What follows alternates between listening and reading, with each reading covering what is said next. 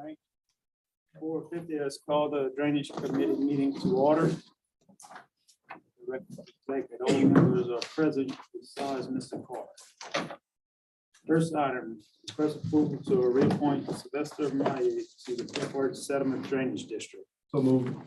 Motion by Mr. Mathern, Mr. Blanchard, Second. second by Mr. Mathern, all in favor?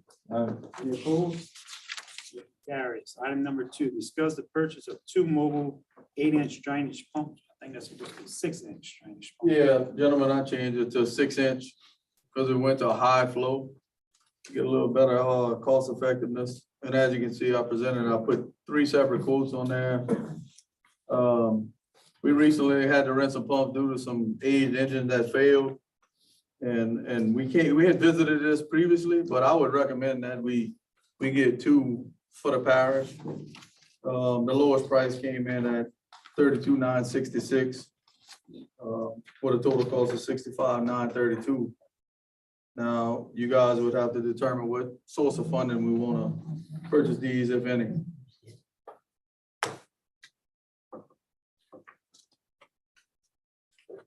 Can we take it out of drainage? As far as drainage? Let's go. Can we It's take? drainage. Out of gender drainage? Okay. It's gonna come out of the fund balance or out of your allocation, but I mean, this is 32,000 for one. Yes, ma'am. So you're talking about $75,000. $32,966. That means your allocation might have to be adjusted next year. No, but it could be, it's not just, it's for the parish. It doesn't matter. It's still, there's only one fund Right, balance. right. So if you're taking $75,000 to $80,000 out for 2 pumps, that Well, let might me ask you impact this, is the fund balance going forward, is all I'm saying. Is there any Go Mesa funds available that would be feasible due to the fact that it's used for drainage? It's possible that there are some funds there. I know right now I'm working with Mr. Savoy to try to identify all of these projects that we approved funding for engineering on, but didn't approve the project side in Go Mesa. Well, we did, but it wasn't recorded at that time. So until we're through that, I don't know if we have enough funds to commit from Go Mesa. Right. We are compiling that list and basically putting the preliminary budget numbers that we had discussed at the time they were approved, so we have, have a good idea along with the scoping of that. Maybe we can purchase 1. And see where they go. Mesa. Do we have a need for 2 or? We're using 2 currently. Two right now. Where are they We located got at? 2 rentals on site right now running. Where are they located at? One's in Lower Texas and one's in Myron's Ward on Verda Street. Which where is a place that a permanent pump location is supposed to be, but we haven't, as far as I know. Lower Texas, is that a permanent pump location? Yes, but the electrical side failed and the engine actually burned out, so they had no way to pump. We had to do something. So we rented a pump and put it in place. What is the estimated time to get that pump station repaired? It just depends. Right now, we're staging up for the parts and one of the pumps that we have in place, but we will have to replace the engine. I just have to get some prices and it's out for bid right now. It went out as effectively on the Electric level. motor or? Electric motor and pump that was bought for that location. But the natural gas engine actually burned up. So both pumps went down. We had to make a move. Was that a location that we only had 1 pump? No, working? they had Or 2 they both pumps. working at the same time? They both went out at the same time? No, the electrical pump was out. We bought a pump to replace it, but the decks was supposed to be built within the project. For my reason, if I'm not mistaken, and it's not completed yet. So we were gonna make an addition onto it to accommodate the VFD panel here in the coming weeks while we have a rental pump in place. So I'm asking, how long has this electrical motor been up? Oh, it's been a few months. We were waiting on a replacement because we purchased one for it. It's part of the 7 pumps we replaced with the Go Mesa money. But there was an issue with some miscommunication with the deck needed to be replaced also. But since we're gonna move on and just put a temporary deck in for this pump, and he's going a 3-phase, so we have to have more room for that VFD and all the different electrical issues. So it's they caught us off guard with that second pump going down. So we had to move to get a rental pump. we're trying to do it all in-house now, so that's the issue. And we don't really know how long it's gonna take before the decks are actually built, so we're gonna make some accommodations to make it work. So we're gonna build the deck in-house as well. We're gonna build a portion of it, just to house the VFD panel. We get the electric pump up and back running, Correct. which we While have we that waiting pump in on- stock, yeah, but we also have an issue with the gas pump, that But the I'm gas asking motor. what kind of time frame we're talking about versus renting a pump. We have the pump rented for a month. We anticipate that the electric pump is gonna go in place within a month. Yeah. The gas pump engines are out for bid. So once I get confirmed pricing there, we'll actually replace the engine. So I intend to do it within a month. Within 1 month, we should have that pump. That's what 1 we month. intend, that's what our intention. What's the rental rate? About $2,000 a month. For a 6-inch high flow. Now, just remember, previously we had to rent like 9 of them. And we had a major disaster, and we need some for other areas, just in case. We visited this one time, but we didn't go as large of a pump, and I think we definitely utilize this pump. Funding source where we're gonna run into trouble at. I think 1 pump is definitely needed to have for the parish, for sure. I'll put a little bit out there. I'm fine with that. Yeah, I guess the problem that I have though is as soon as this pump gets done, then the rental pump that he has in Bell River goes back and this permanent one goes to Bell River. Right. Who's fair it is? Who's fair, it's not fair to the rest of the parish. Exactly. Because we don't know how long it's gonna be before that pump gets in there. Where the tractor pumps being used? Right now. there's one on we the have- side of we have Highway one on- 70. We have one on 70 with the tractor, and our issues with tractors, we have that one over there in Ward 8, and that's a temporary thing, so, but this issue where he was at, that levee, that tractor pump would have trouble working, that's a levee we just rebuilt, and it was too steep of an issue to even get a tractor in there, with the U-joints, it wouldn't, I don't think it would work properly, so that was the quicker fix, but that's why these pump, this type of pump would come in a lot more helpful in a situation when the tractor pump can be used. Right. How long you think Yeah, it before we it get our permit for 11 6 inch. permit? 6-inch high flow, about I 3,000 gallons a hope minute. to have an estimate on that time frame. Is that permit, I was just discussing with Mr. Pondville, that permit has been accepted as complete. So now it's being sent out for public notices as well as comment to the interagency state agencies for DNR and the Corps. So typically from this point, you're probably looking at 60 days, 60 to 90 days, somewhere in there. So sometime at the end of the year. Would be my best educated guess at that.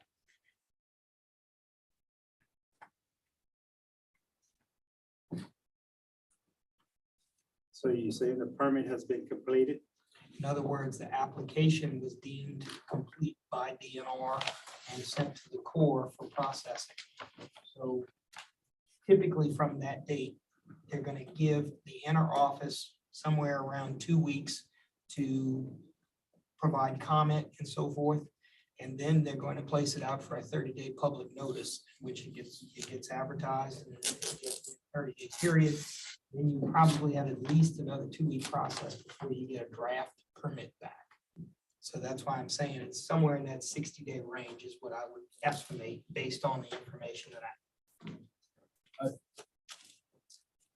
So this estimate was today? Yeah. How long was it good for? How Uh, long would it be good for? It depends. Most of them are honored for 30 days at the bottom. And then it also says a 12 to 16-week lead time.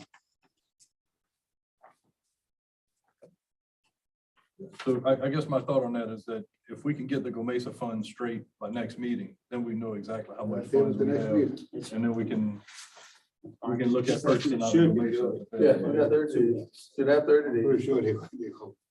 You're not gonna pull it out. Right, let's just. But I know that we have a need for some rental. We rented pumps massive. Multiple You think it's times. possible to have the numbers for next meeting? Table this till the next meeting. Item number 3, request approval to sweep the outfall behind College Point Lane. Yeah, this is Ward 1, it's an outfall that drains behind the houses and also some sewer ditches. It's a viable project. It hadn't been done in about 8 to 10 years. Total cost of $250. Motion by Mr. Blanchard, Second. second by Mr. Carter. All in favor? Aye. Any opposed? Motion carries. Item number 4, request approval for culvert replacement at 206 Burley Road. Yeah, this is the issue we having with at the intersection of Willow and Booley Road. We finding that looks like these culverts are undersized and damaged under the driveway. We don't think the whole thing is damaged, but we're gonna start from the downside, from downstream side and work our way up. You know, if we only gotta take out 20 or 30 feet, we're gonna go that route, but if we gotta go 60, I'll put the whole price in there for the whole job. Motion. Total cost of $2,680. Motion by Mr. McLaren, Second. second by Mr. Blanchard. All in favor? Aye. Any opposed? Motion carries. Item number 5, request approval to replace culvert at Willow and Maple Street. Same thing on this one. It's a 12-inch culvert that's damaged. You can't even find another that driveway. There's a cross culvert about 15 feet downstream of that'll take the water across. So once we can fix this issue, the water ought to no longer hang up at the intersection of Maple and Willow. Motion. It looks like that ditch would have to be swept out as well. Correct. If you come downstream below that ditch, you go about 10 feet of sweep, and there's a cross culvert that takes itself bigger set of culverts. So it would alleviate that issue on that side. The damage that tree. No, we should stay inside the tree, between the tree and the road. Total cost of $495. Motion by Mr. McLaren, Second. second by Mr. Blanchard. All in favor? Aye. Any opposed? Motion carries. Item number 6, request approval to culvert replacement at Highway 401. Correct. This is the main canal that drains all of the houses, actually part of Napoleon, and also all the houses on the north side of Highway 401. You can tell the culvert's damaged and it's riding out, it's about to collapse, and it's a viable project on our fault. Total cost of $2,930. Motion by Mr. Carter, Second. second by Mr. Blanchard. All in favor? Aye. Any opposed? Motion to adjourn by Mr. Blanchard, second by Mr. Carter. Meeting adjourned. We'll call to order our finance committee meeting. Let the record reflect all members are present. First item, request approval to pay bills submitted through March 15th, 2023. So move. Motion by Mr. Nakane. Second by, I'm sorry, Mr. Carter. All in favor? Opposed? Motion carried. Request approval to amend Ag Complex contract to include 50% off restriction clause. Yes, this item is put back on the agenda. We discussed it at the last meeting and y'all wanted to get an update about the community center and nonprofits and things like that. The community center does not have a 50% off clause at this time. So this is back on the agenda to request inclusion of this clause. The community center does not. Does not. I think we should pick it back with the community center, stay the same. I think that, well, I talked to Mr. Marie.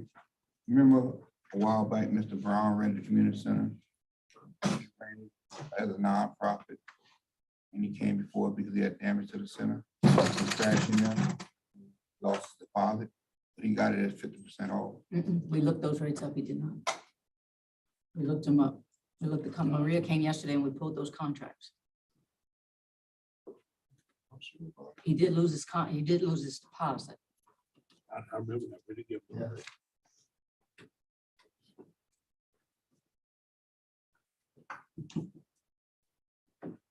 The facilities are not cheap to run. I'll make a motion that we leave it as it is. Second. Well, leaving it as it is not both facilities running the same. Just keep that in mind. I'm talking about without having a 50%. Okay. Then Without, then the Ag Center contract would have to be amended because it's in there.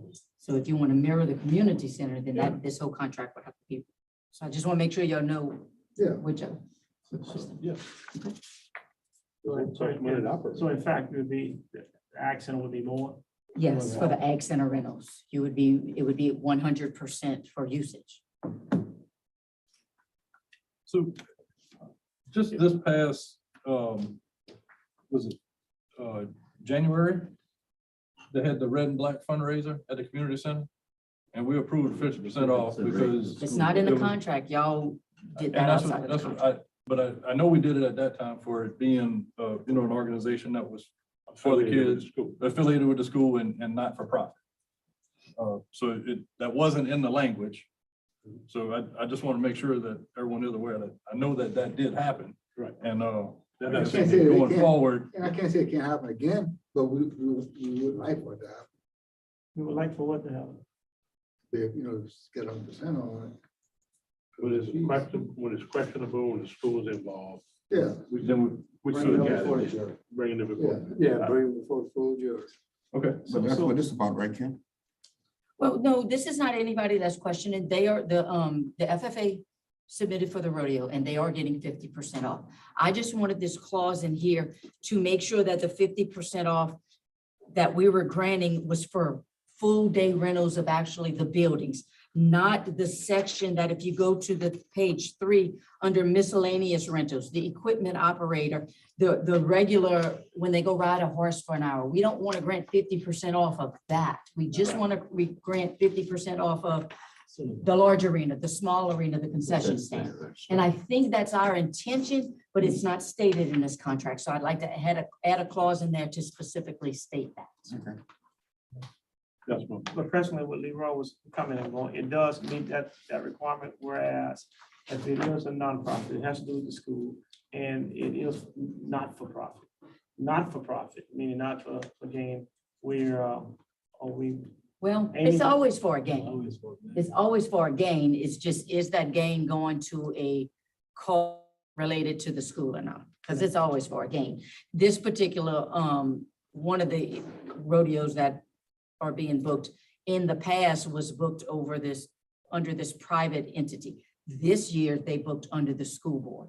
And it was an Assumption Parish FFA rodeo. So that was a legitimate above board according to the contract, 50% off the rent. and Kim, are we putting any specificity on there to inquire where the funds are going without being too direct, meaning if it's for a school purpose, if it's, or if it's actually gonna be some.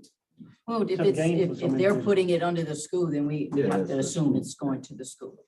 How they divvy it up amongst the school, we don't get involved with that. The school board is the renter for this particular. occurrence. Right. So the note will be that we're for sections 1, A, B, and C. Is the Only, the 50% is 50% only applicable to applies. that section only, not section 2 miscellaneous rentals. That's my motion. Motion by Mr. Nakam, Second. second by Mr. Johnson, all in favor? All right. Opposed? Motion carries. Request approval to properly reallocate funding for the American Recovery Act. You're gonna table this? You want to table it? Or you want to remove the ones? Okay, look at tabby F3 in your packets. Right, so we were awarded the water sector grant, which is gonna be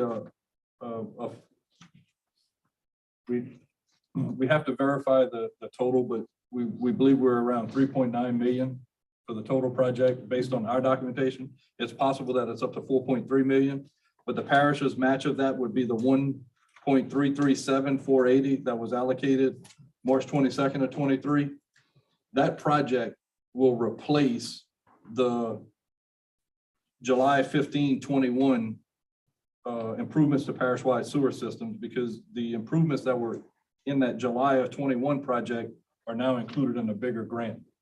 So that grant includes the lift stations to multiple facilities, changing multiple sewer treatment plants, and a new sewer treatment plant at Ewell, Virginia. Correct. So So we just want to be able to so we're officially. gonna free up remove the these 724, 729 and the for now. 45,000. All right. And then the next item that's gonna be freed up, we were not awarded the Gumbo grant for Highway 402 broadband project in the amount of 45,000. So we're gonna deallocate that 45,000. And should we apply for another Gumbo grant in the future, we may apply for the same location and allocate at that time. But at this time, that 45,000 is gonna be deallocated. And I guess while we're talking about it, do we have a status on the sewer? improvements projects? Yes, we've completed all of the lift station design and upgrades. We did dial back because we were under the understanding that this grant was being pursued. So there was some discussion of conclusion of our firm. So that's, we kind of put the brakes on before expending too much in funds. How much work have you completed on that? We've completed the layouts, all of the lift station details. We're probably close to around 40%, 40% to 50% on the plan. Does that include you in Virginia? Yes, it does. Can you email us these plans?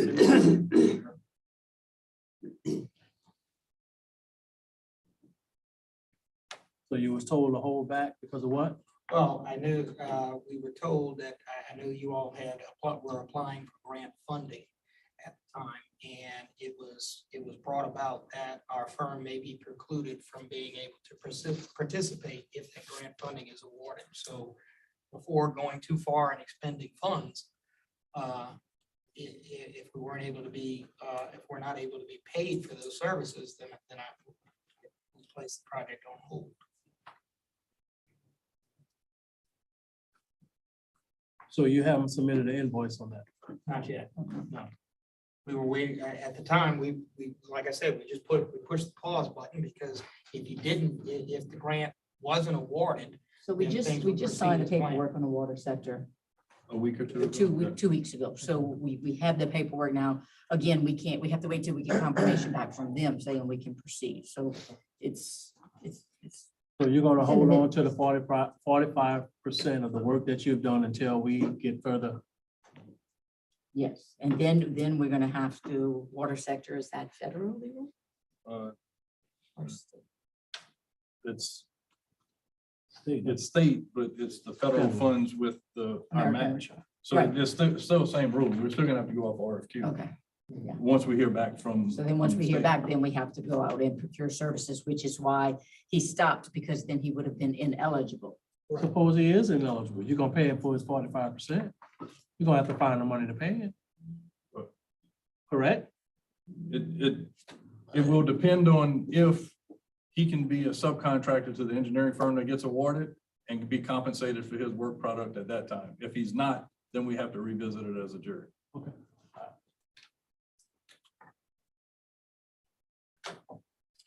So we just need authorization to remove those two projects from the listing. Motion. Motion by Mr. Nakane. Second by Mr. Carter. All in favor? Opposed? Motion carries. Discuss the status of repairs due to Hurricane Ida. I just provided y'all with a little schedule sheet as to where we at right now with the projects related to Hurricane Ida.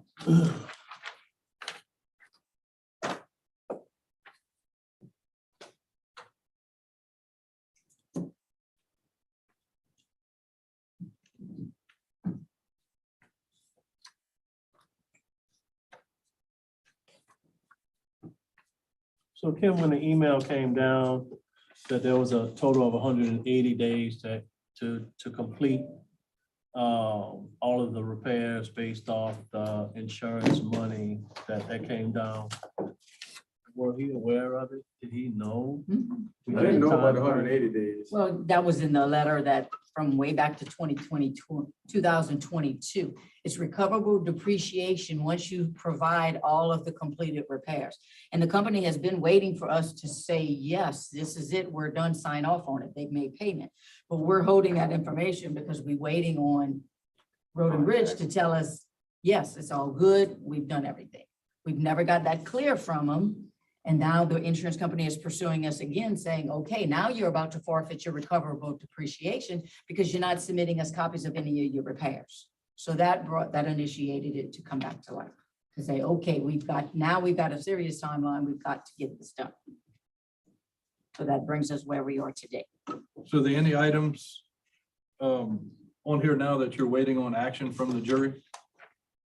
Not really, except for we're gonna look at the courthouse roof I provided y'all with 3 quotes for, the move on the courthouse. That's coming out of the few other items. How about the rest of the courthouse?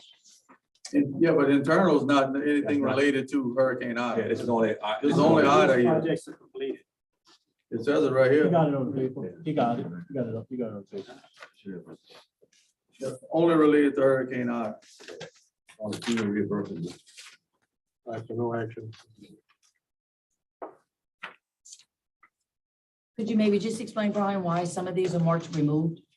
Because when I was questioned about it internally, it was not a hurricane-related event that caused any damage to it. So it was requested that we remove it from the project.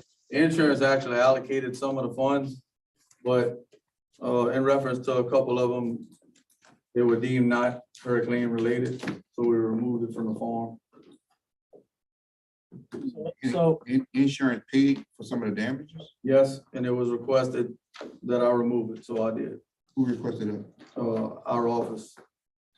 Was it our office? Who was our office? Well, after me and Miss Nikki spoke about it, and she asked me questions about some basketball goals and this and that, I think it was hurricane related. The insurance provided money under his assessment, but ultimately I didn't think it was hurricane related.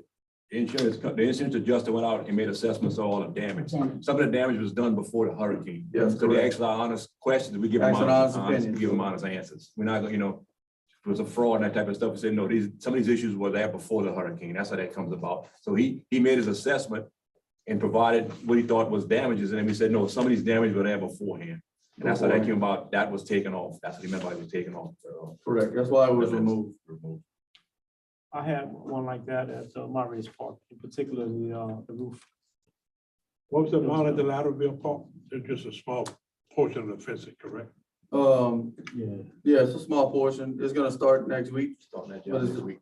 It's like $11,000 worth of damages. And they will go start Yes, replacing. that's what's on here. It's scheduled to start. See the start date? The community center roof, that was repaired under warranty? And not- No, actually, they provided like $538, I think it was for you couldn't really determine if there was any damage to the roof. We walked it, me and the insurance agent, and it may have been some rollover from the forcible winds may have came on it. There was no way to determine exactly where it came from. So we said, we cleaned the floor. We made any repairs that was there where they had the trash cans at the time, but forcible winds was kind of deemed as what may have caused a little bit of leaking. So let's give an example, Brian, correct me if I'm right with doing this, specifically, like the admin building. There was some damage to the roof when they did the walkthrough and the assessment. So the assessment and the adjuster submitted a payment for what, 45,000, is that correct? No, FEMA actually FEMA did. came up with 45,000, but the insurance deemed it no repairs necessary. Right, so we collected on the FEMA side because they deemed it, but the insurance said there was no damage. So that's why you look at that, temporary repairs completed, but yet did we spend the 45,000 that was paid by FEMA? No, we spent a No. small portion of that on a temporary repair. Because FEMA's reimbursement is probably based on the insurance. So keep in mind, when you're dealing with this Hurricane Ida, not only are you dealing with the insurance, you're also dealing with the FEMA reimbursement as well, and we can't double dip. So that's why you're gonna see some projects in, some projects out. And then you have procurement laws you gotta follow also. To be honest with your assessment. Federal money tied to it. So point being, we just got, but what projects that we do have a repair to make, we have to make them so we can get those invoices submitted and get back whatever recoverable depreciation is available. It may not be the full 180 because according to what they've submitted, we're not gonna repair to that extent, if that makes sense. Right.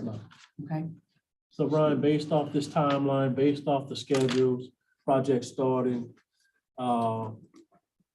do you feel comfortable by the last meeting in May that everything will be completed and all information will be sent to the head office so we can do what we have to do to provide? Well, when it comes to the Ag Center, that's gonna end up being a very large project. For the end, actually, the contractors only came back as repairs. But the clips are missing underneath the bottom half of it, which deems that portion of the roof is gonna have to come off.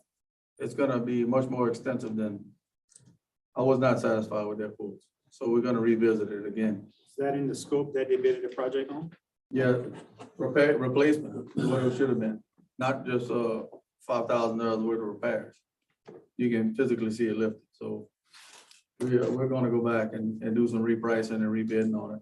If I'm not mistaken, Ms. Kim, they gave us what, 180, It was a significant amount. 180,000, the insurance deemed as that portion of the roof in multiple places, so I knew it wasn't accurate. So that hasn't gone out to bid yet? We hadn't put it out for bid because it was very low end, it was mostly repairs. So we're gonna come back and put it out. No, it has not. Full went out for bid. replacement. Sir? For full replacement. Yes, Well, if we not can, full portions of the roof that are lifted. but we're not gonna hold up our submissions on all these other projects just for that. No, no, I'm trying to get a hard timeline so you can. A send final, these- that'll be yeah. the last Right. one that we wait. That's our larger That's the project. largest project. But, yeah, we're gonna still work and we talked And about then we that have the last week. courthouse roof with, if you guys visited and approve it tonight, Right. with the lowest bidder, we can proceed with it. And Brian, we talked last week for you to get with Sandy to pull these invoices so we can make the submission for those that are Right. already complete. And I've recently, every one I've done, I put Hurricane Ida related, so that when she gets our sheet, it says Hurricane Ida related on it. I was not aware we had to do that. It kind of was a learning process. Learning process. So, moving forward, we're gonna do that. So besides the ag building and besides the courthouse, the end of May, everything else can be completed and submitted. I would think so, Trying to because get we're a hard starting, timeline so we can all be on the same right, page. weather permitting, unless we get Weather some permitting. extensive weather that, but hopefully, yes, we will be moving forward. Looking at a month and a half to complete Right. just those little small things. Right. All right. So with respect to the courthouse roof, you have 3 estimates here. Are they all comparable? They're close, very close, and I spoke to some of the others about their scope of work. And you see one has copper flashing and the other one has the wind and water shield. It's a little bit different. The numbers are off somewhat, but not very much when it comes to amounts.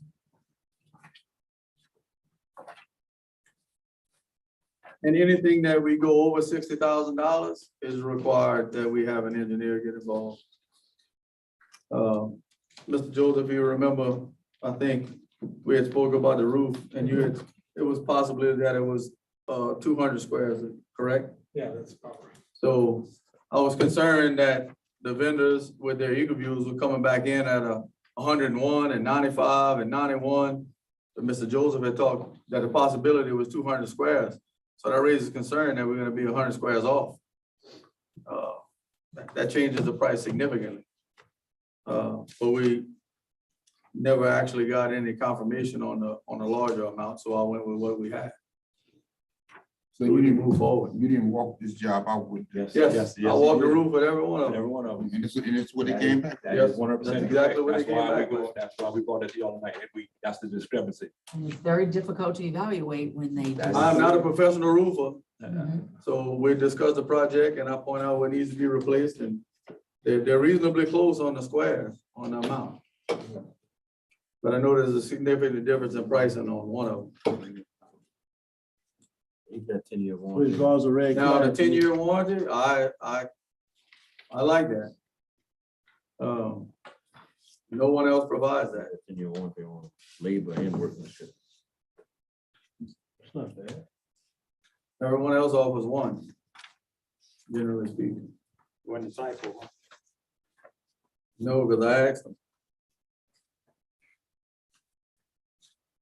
And that also includes the flat portion of the roof of the courthouse also.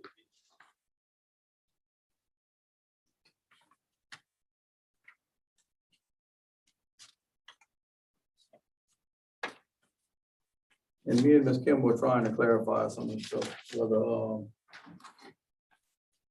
We have to get some confirmation. We talked about this at the last meeting. So he sought bids on this. So we technically have to go with the lowest bidder, but you can't compare apples to apples because there's some contingencies in here that are different. A 10-year warranty has a value to it. That's right. So we've got to get some further confirmation on that as to how that relates relative to bid loss. Do you have any input? Yeah, I don't have copies of the document, so, I mean, if you want to look at it, we can get an answer for that. It's just,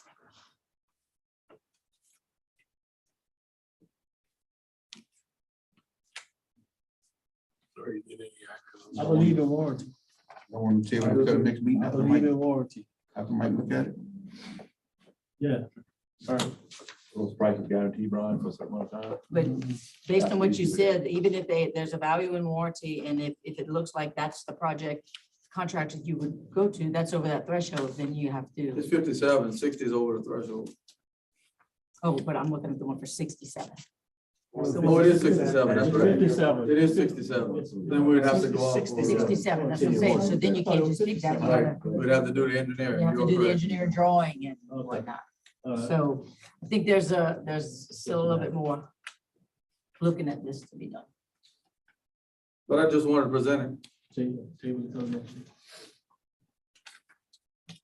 We need more clarity. on But you're on number 4. All right, yes. Mhm. Right, so, this time, no action on, We'll get the ADA to review and report back. okay, so the ADA will report back and all other items, except the Ag Center and courthouse will be completed by the end of May. Blank check. Weather committee. Yes, weather permit, yes. We're gonna hold you to that number.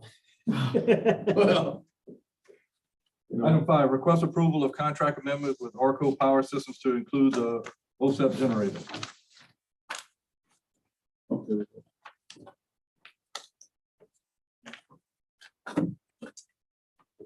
So gentlemen, what we're looking at is the previous contract that we had with Arco Power Systems for the parish emergency generators was a PM 1 and 2 level. It increased a little bit, but that's only because I added Mr. Thomas's generator, because it is an emergency standby generator. And I was very satisfied with what they've done previously. And when you go to a level 3, it's very different. Now you're replacing the belts and hoses and the coolants and different things that accommodate storm failures that haven't been done in the previous years. So if I'm not mistaken, we were at like close to 8,000 previously. It's 15,388. The contract hasn't really changed, just the dollar amount changed. And we also included a load test, just like I did previously, so we prepared coming into hurricane season, just in case in the event we need it.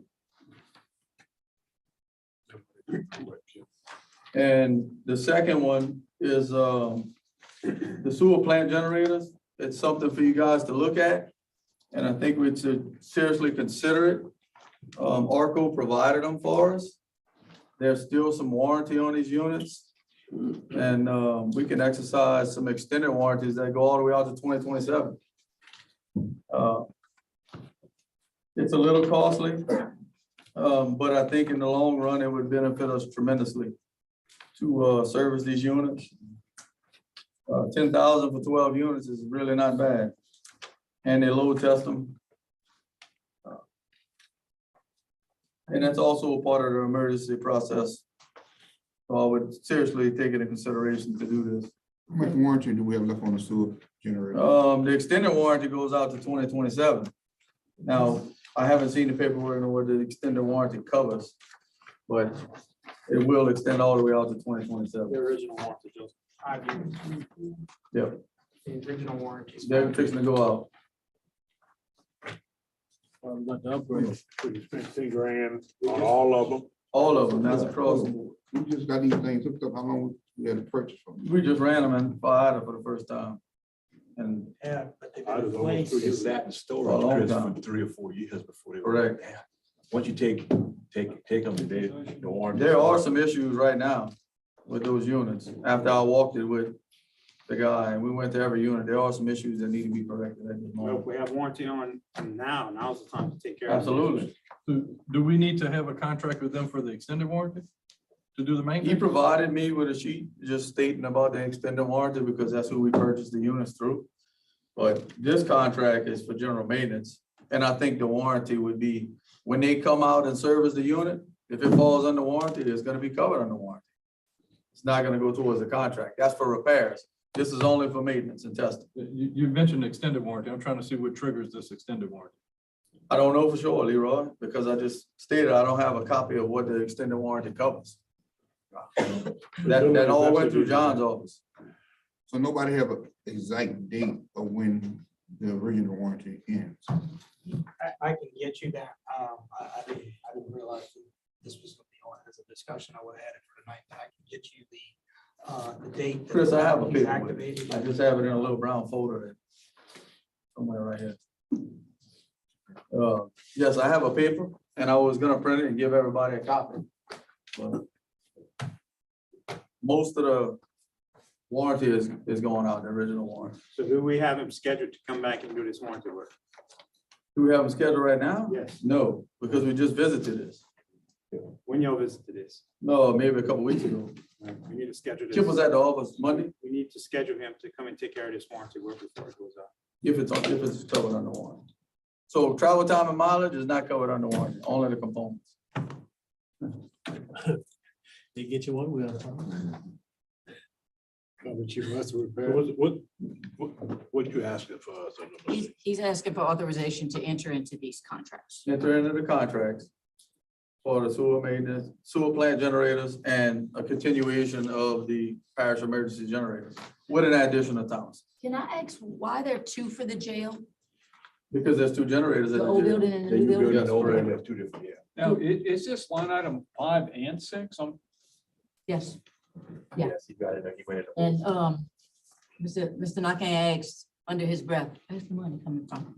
So just to let you know, for number 5, the regular generators, one's a courthouse, that's a 1%. The Belrose Middle School, that's a shelter generator, general fund. Storm shelter in Napoleonville, shelter generator, general fund. Jail, 1%. Community center, Assumption Parish Community Center Fund, and jail, 1%. So they all covered. Well, I mean, we're gonna cover them with the 1%. that's where the funding would come funds from. The sewer plant, it would have to come from the sewer plant. You're looking at that and you're thinking $10,310. That's not bad. They do not have $10,000 to cover this contract. There is no That runs in the Ranyap rate every year. $10,000. It runs in a rate every year. Mhm. So that's a general fund expenditure. All right, so number 5, I'll make a motion to approve the OSEP generator. So you covered 5 and 6 together. Right, sorry. So, Motion to approve number 5. motion by Mr. Nakane to approve the parish emergency generator contract, Second. second by Mr. Alcorn. All in favor? Opposed? Motion carries. Number 6, we just request approval of maintenance contract with all processors for the sewer plant generators. If this one were to be approved, then it would have to be a general fund transfer to cover it every year. What is the average for sewer right now? $27? Is it 27 or 25? 25 or 27? But it's not sustaining itself. It won't sustain itself unless we go up to about $40 a household. And I can tell you the other portion of it that most people don't think about is the 16,000 gallons of propane that we got For these generators. for generators with probably about a $3,000 budget. But look, we hoping, that's why I keep talking about this revamping of the whole system. Right, because- that was the Because reason. they're costing us a whole lot of money on repairs, and I'm just hoping Right, that when yes. we upgrade them and get them right, That's right. that our maintenance can come down. That was the whole Very reason hopeful. behind, that was the Yeah, whole that's reason correct. behind it, because we were spending too much on Spending maintenance. Too much money on maintenance. So we bring them up to par, bring them up to state of the arts. We can save some of that, we can save some of that Yeah. sewer money and use it to buy propane. Right, I don't And keep ever the think it'll generator. be, we'll be in a spot where we can go down on the rate, by no means, but Yeah. But with a least maintenance covers. contract, it should help the. Should help us out.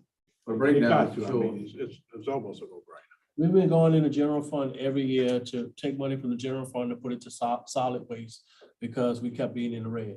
So when the CARES Act, when the Mexican. not solid waste, sewer, uh, sewer, not solid waste, sewer. Sewer, I'm talking about sewer. When the American Rescue Act funds came out and they said sewer and water, that's why I thought it was a main, we should have, we focused on the sewer to get those sewer treatment plants back up to par because they've been around for the last 20-something more years, besides the one that Mr. Carter's has, which is brand new. So we need to bring them up to par. We have to do it. When the general fund we used to take out.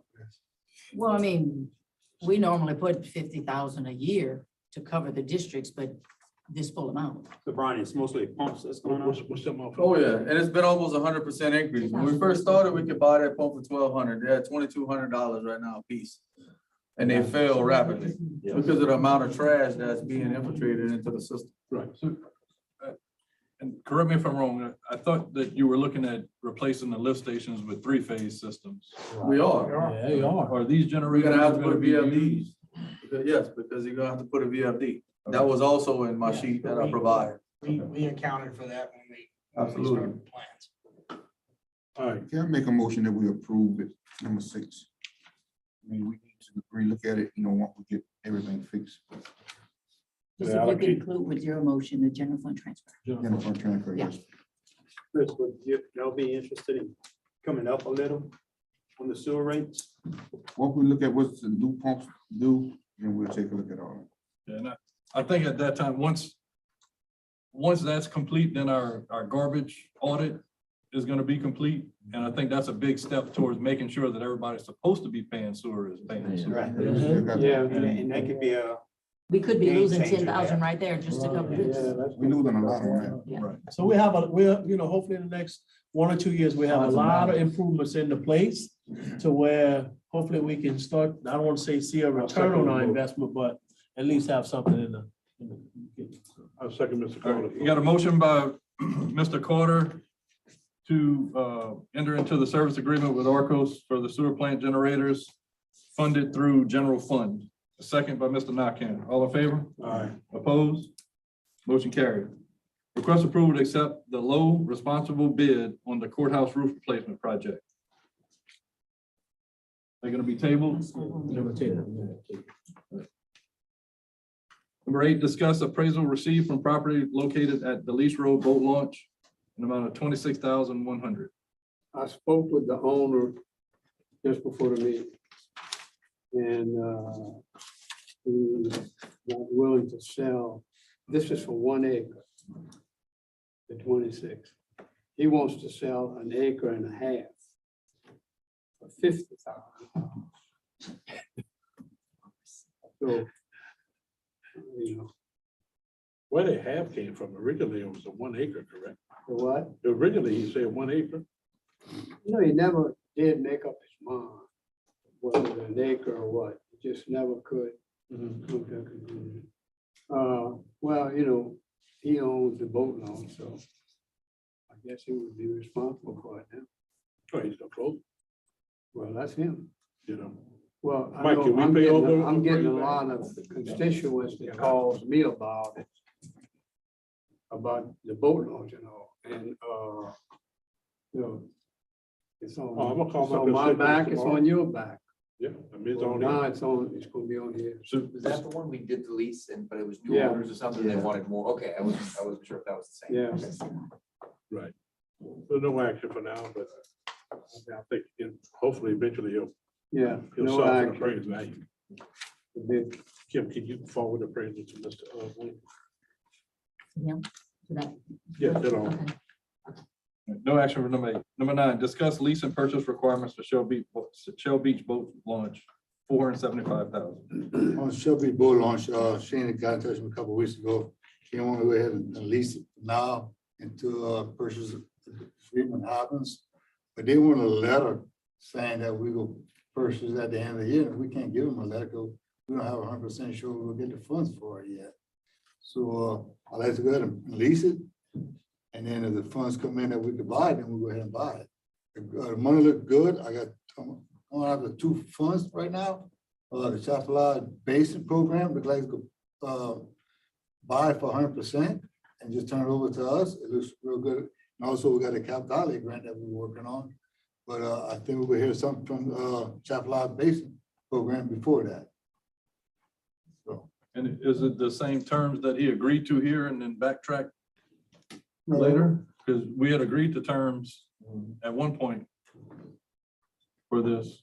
What lease terms does he want to have? Well, he's leasing to the end, until we purchase. $400 a month till the end of the year. He wants to be leased for $400 per month with no credit at closing, leased to contain provisions for liability insurance, hold harmless, and indemnity and normal maintenance and repairs of the boat launch, with lease expiring on 12/31/2023. Yeah, but will he lease it without a letter saying it was gonna purchase? I like to lease it without that letter, because we can't give him a letter, right, Mike? Well, why can't, what about a lease with an option contingent on the fund? Well, if we could do that, it'd be fine. We can send him that. But that's if he'll accept it. I mean, I don't know. Yeah, And then he's only saving through 12/31. yeah, that's I fine. really don't think that's gonna all happen that I fast. think it will, but. Jamie, what you think? Well, you don't know. It's a chapel on there. Chef Law I letter. tell you what, it can happen fast with them. Yeah, they Yeah, told me- It did when we went. It says the Chapel Law basic program funds can come in before they approve the capital outlay funds. So we do look at no action now until we draft the lease agreement to approve. If you all want to move based on the parameters that Ms. Kim just stated, we can do a lease with an option and just see if they accept it. If you guys approve it, then I'll move forward with drafting. I just don't want to do anything until y'all get me out for a I zero. want at least as we said, as Kim spoke, that option to purchase at the end of the. So we got a motion by Mr. Mathern I'll second it. to enter into a lease agreement with the option to purchase, provided the funds are available to purchase at the end of the year. And the lease would be through the end of the year. And at that time, it would need to be renegotiated or purchased, of course. So they get this property appraised? Yeah, they did. They did. We're not They getting the did. purchase price in here. It's just, They did. Yes, But we won't be purchasing. It's going to be for appraised value regardless. Right. Yeah. All right. motion by Mr. Mathern, second by Mr. Nakam. All in favor? All right. And I assume the lease is gonna be split. Come on, Mark. We split. It's pretty good, too. Y'all had previously said split. Split. All right, good. Motion adjourned. Motion adjourned by Mr. Nakam. Second by Mr. Carter. All in favor? Aye. Opposed? Motion carried. 5:43, let's get the personnel committee meeting started. Note all members are present. Number one, request approval to hire a permit officer. Okay, let's see. Get my bearings. Okay, we conducted, as you all know, we had a overturn in that department again, so we conducted some additional interviews. And the recommendation for the permit officer position is Miss Jasmine Cheatham, grade 5, step 17 at $17.87 per hour. This is at the same pay scale that the previous employee just was hired on it. Satisfied with I- your I- recommendation? You would, yeah, myself, and I think Mr. Johnson was privy to meeting these individuals in Ms. Mercedes's interviews. So we Justin kind of was shared on. applications and I think we all, Motion to approve under those steps. Motion by Justin, Second. second by Leroy. All in favor? Aye. Number two, request approval to hire assistant special programs director. Yes, on March 29th, Mr. Diaz, Mr. Johnson, and myself, we completed interviews for the special assistant to the special program director. And we have a recommendation of Ms. Tawana Tyler at grade 8, step 8. What's the name again? Tawana Tyler. Tawana Tyler. Motion. And Motion also, you all should receive a copy of the job title, descriptions, and qualifications for this position, which needs to be adopted in the personnel manual. that's correct. So we need to deviate and put it in, or we're gonna adopt it, we can adopt it. We can adopt it with this. Adopt it with that. With that, though, we also asked, and so we don't have to come back again, we have the grade and the step that we'd like to hire at, but we also have with negotiating power up to, if that's okay with you all, so we wouldn't have to Come wait back 2 again. weeks and come back again. Which recommendation? Okay, so mine would be with negotiation authorization up to 38K. And I think Ms. Mercedes is up to 44K. Motion. Second, motion to accept. Just want to make sure we have the job title correct. I know on our agenda it said Assistant Special Programs Director, but on the job description, it says Special Assistant to the Programs Director. Second is correct. It's the special assistant to the, Because we reviewed the personnel manual. Motion by Ron, second by Jamie. All in favor? Uh, And aids. Number 3, discuss the option for parish employees to attend a 2-day CDL license upgrade training at their own expense while it being an approved paid absence from work.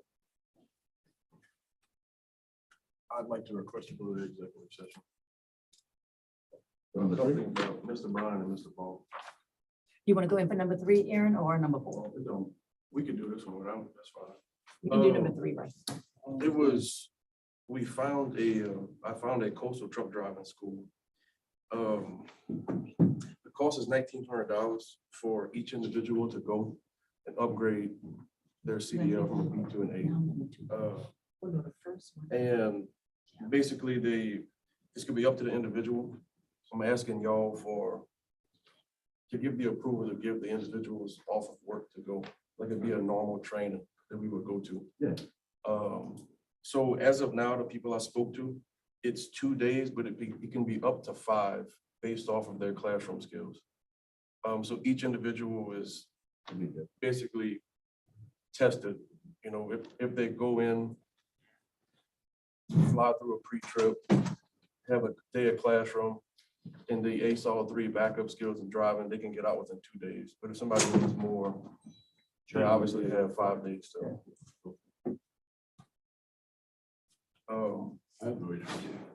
And like I said, it's a $1,900 fee.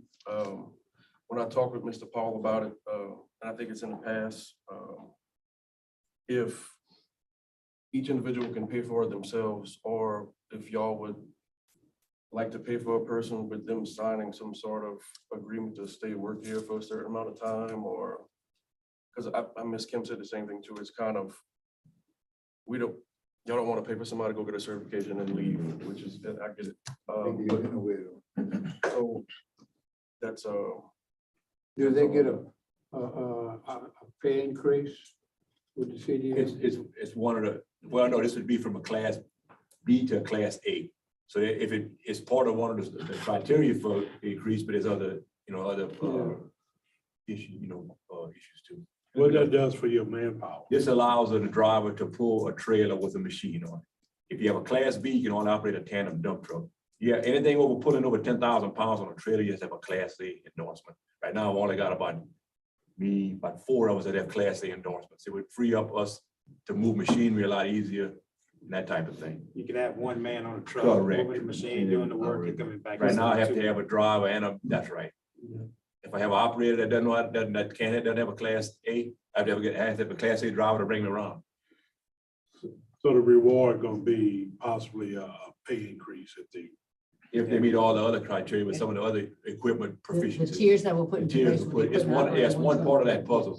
Yes. Well, they gotta be, Yes. they're gonna spend $1,900. They gotta be compensated one way or another down the road, They're being compensated because we give them time off work. I We know pay that. for to go get that. No, I know But that. then they also can take the other training that they need to, The thing that Chris brings up is the fact that they can also go get this class A training and go down the road and get a job with somebody else. That's why, it's. I'm not in That's favor what of we paying for it upfront. No, Yeah. I'm in favor of giving them time off, paid time. Paid to take time. We pay to go get the training. So I'll make a suggestion here that we have the employees pay for it, and after 6 months or whatever time period we set, then we reimburse them for it. I don't know if we can legally do that. We'd have Oh, to we find out could- if I can think- It can't be I a think, part of continuing education, why not? That's what it is. And they're taking the initiative in their job. Because I take a continuing education class, but it isn't a certification that qualifies me for another job. I mean, But if they stay here for 6 months, they're still here working. they'd be ready on day 1 after 6 months for them to walk. I mean, But it gives them the incentive to be proficient in the other piece of equipment and get pay raises. I mean, it's one part of that puzzle that they can't get, we can't provide them with. We But the can't train Public them Works in-house. Department is gaining a benefit by this also. That's correct. It's not just the employee that's. That is correct. Correct. We're freeing up an entire man that doesn't have to go Absolutely. babysit somebody to carry a machine. That's correct. Excuse me, may I say something? Yes. I don't know what's the salary of these employees that may be interested, but we have funding. If they qualify, they can receive up to $500 from us.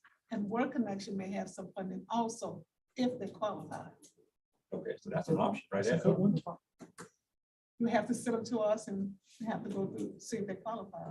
So An the application income, how many people process. In a household, that's $500, and then they can check with Work Connection. Because Work Connection also has funding where they pay for CDLs, but it may be They a have to little meet that different because criteria. they're working already, but that's something they can check into. Okay. Let's check it out. It's an option. Good. So they can move forward. As of now, I'll make a motion that we approve to give them at least 2 days paid work, paid absence while they attend school. If employee needs more days to complete it, I'm good with them. So I guess I'm not sure why we have to have a paid absence. Wouldn't they just be collecting their regular salary, just be reporting to this rather than reporting to Yeah.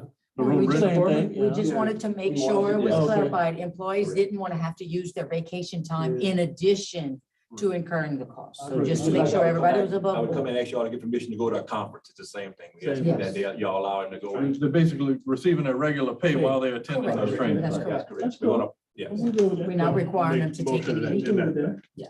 Yeah, we approve training. Correct. Motion by Jeff. Second by Jamie, all in favor?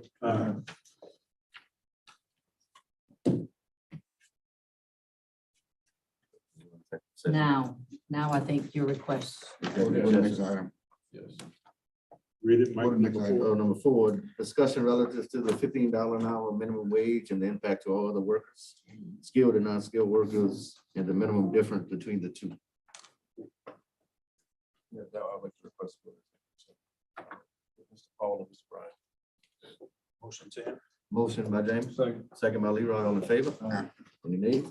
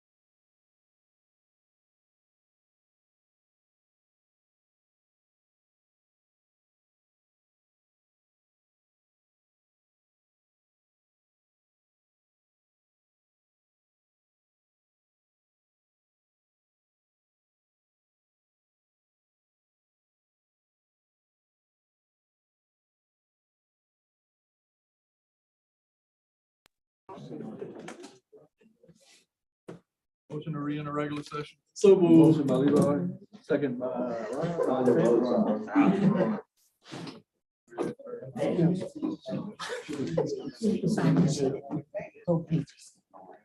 No action taken on number 4. Motion adjourned. Motion adjourned, Mr. Blanchard. Second. Second. by Wait, Ms. no, we Lockett. have a deviation. Deviation? Yeah, Report? deviation. Yes, important. To hire a grants coordinator. I don't know if y'all want to do it in personnel. We can do it with all of them. Yeah, we'll just do it. with We'll do it at the end. deviations at the end. Okay. Motion to adjourn by Leroy, second by Ms. Ponder, all in favor? Aye.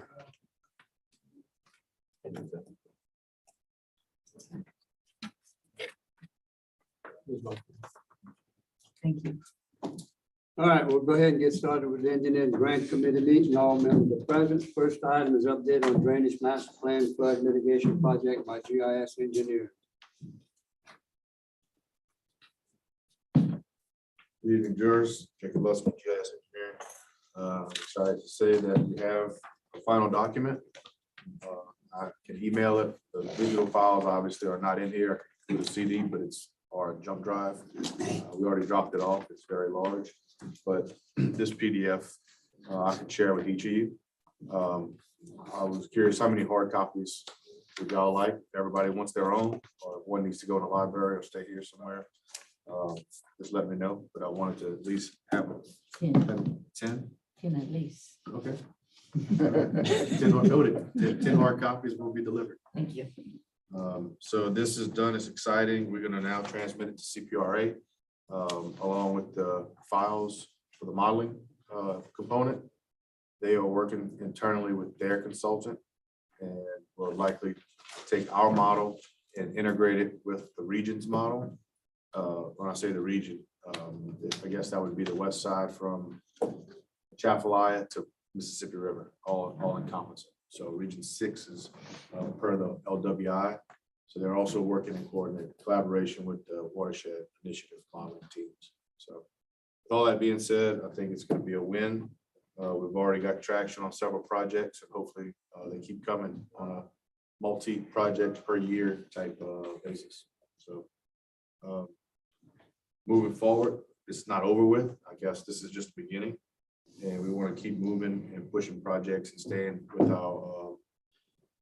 our legislators and all the guys and the powers that be inside the Capitol that can fund this. So first step is getting it to CPRA, and then probably be good to sit down with them and review it. So that's the status of it, and I'm excited. Appreciate y'all working with us and continuing to work with us. Any questions? When are you getting into CPRA? Tomorrow. Okay. I want to give it to them before I gave it to y'all.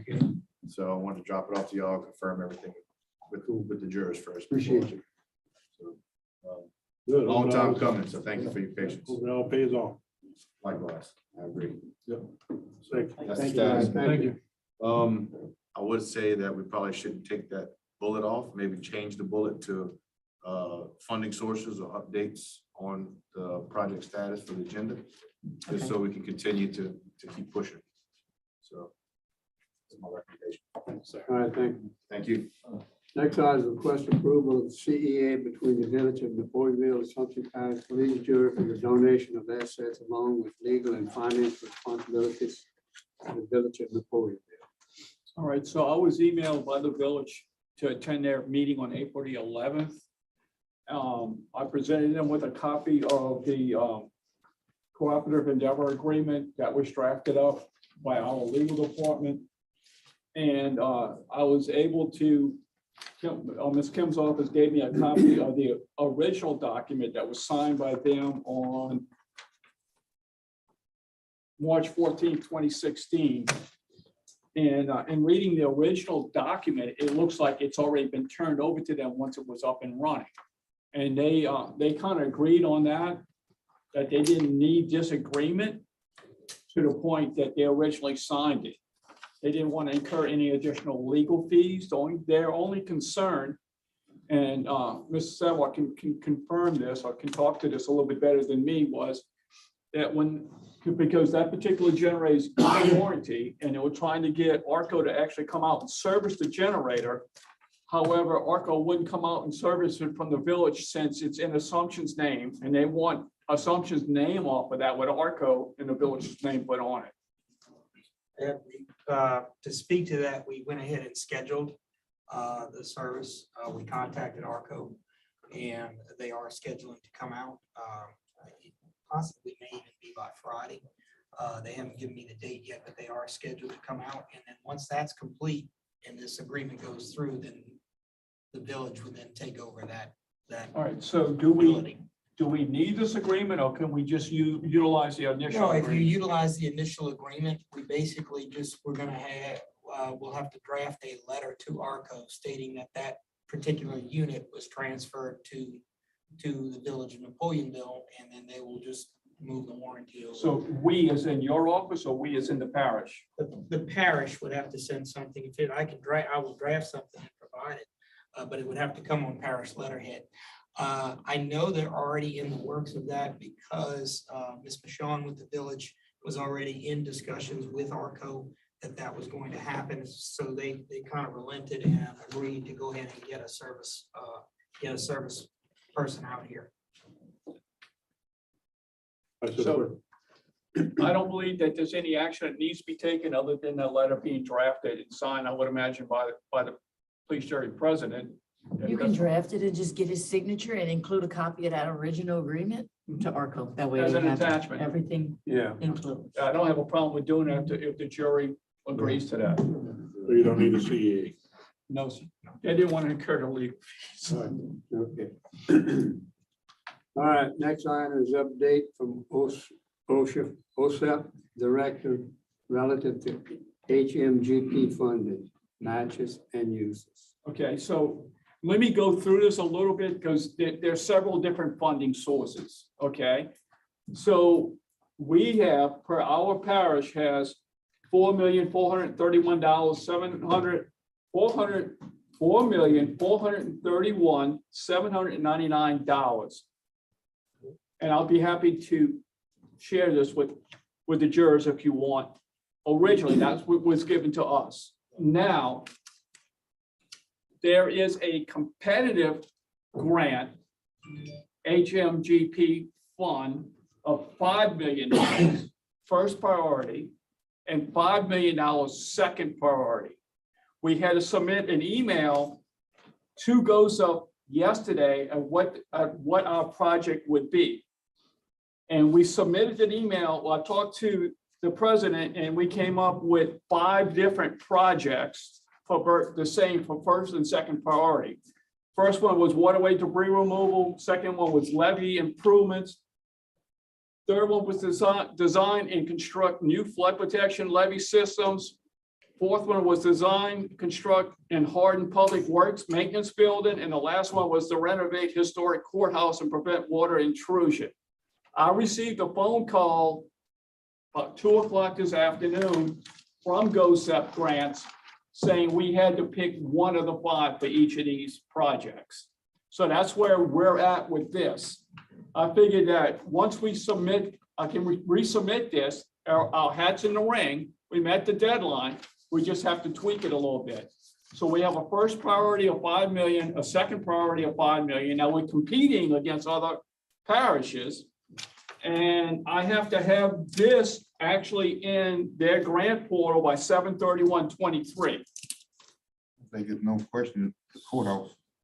So Well, we and- basically have 3 pots of money. And What's the the third matches? pot of money doesn't have a deadline, but we don't, once we work it, let's go ahead and work all 3 of them. Yeah.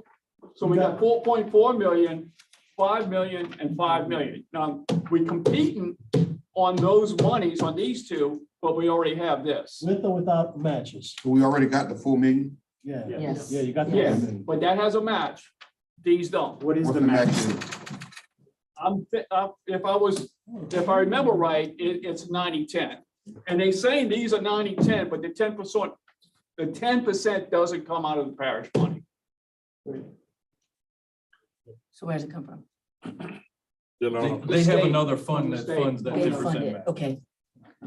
And I'll confirm all of this, but I want to go ahead and get that email updated with what do we want to work on for each, the first priority and the second priority? And what do we want to do with the 4.4 million? You have drainage.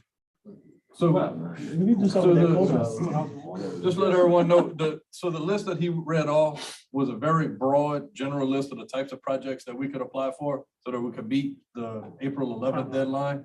Now that we met that deadline, they're saying, well, we need a little bit more information from you. We know you want to apply. Now, what do you want to apply for?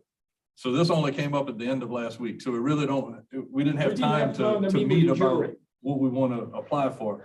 So for the 4.431, that is the Hurricane Ida HMPG money that we have that is guaranteed to us. We just have to spend it. And this is where we Ida need it. also.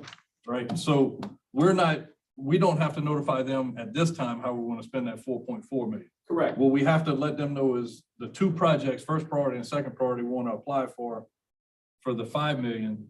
And this 5 million, correct me if I'm wrong, it was funded from returned grant monies that were unused by other municipalities returned to the state. So they opened it back up to Right. everyone else as a competitive grant process. But it's all Ida money. Courthouse definitely needs to be, Right. yeah, that should be. So the reason why I put the Public Works building in there, we can look at doing almost a bigger and better facility that Paul was looking at that could be hardened and store the equipment in time, to It prepare can for hurricane. sustain hurricane winds. I think the courthouse is hands down. I mean, that courthouse needs work big time. Provided we could meet the hazardous mitigation requirements. I know they had some water intrusion from the storm. So we can use that as the reason to harden it, to fix the water intrusion. But I don't know if we can go to the level of the rest of the renovations that need to be done. Like, for example, the inside the stairwell and those kinds of things. That was down to do the water. Exactly. I understand. I'm just saying, I'm not sure how we can go about Gotta that. make it work. I think for one of them, the first one we do the courthouse, the second one we do Oh, hall, do Paul. and then. What about drainage and levee We doing it, protection? we got Go Mesa money, we got a lot of drainage projects out there. I think he needs a building and we need to do something with the courthouse. Courthouse, look. We do a don't lot have of the money- drainage. We don't work. have the money to fix the courthouse, so we need to go after that money for the courthouse. Um, And if we don't get that money, take the 4 million and do the courthouse. we've been having some additional troubles, and I didn't bring it to y'all attention yet, the last couple of weeks with sewer at this courthouse. This courthouse has some serious issues. And if it takes a construction engineer, some type of structural engineer to come in and make some evaluations, I think it needs to be done. Because we have an issue right now with sewer in the assessor's office, and we have to go every 2 weeks with our sewer jetter and blow it out. So that something's broken on the side, it's gonna need some serious work done to it, serious work. So Chris I don't need a building too, but that building, needs some work. And I just ask you, please bear in mind, this is competitive. So nothing says we have this money, I understand that. We already got 4 million, But so we that got 4 something to million. start with. but on the 5 and 5, Courthouse and But Paul. I'm sure once I get in the grants portal, they're gonna want some form of a dollar amount put with it. Oh, what do you need a building for? He need a building. We're gonna try to get you a building. It's a 60-year-old barn. And at one time it was a barn. All right, so what we need to do? So, Mr. Chair, I think we Do we need to know, go. do we know what the criteria is as far as the competitiveness? What's the, They haven't released released that. They're working off the brick criteria, but they haven't really released it other than that. So do you have any idea what magnitude of funds we're talking about for the courthouse repairs? To do everything, you're probably looking at around 5 million. not more? It's amazing. It's just the same dollar amount. Oh, you got I enough. mean, but you have to realize, like Paul was saying, we need to get somebody to actually physically tunnel under the building and replace the gravity sewer lines. You have to replace the rotten stairwell.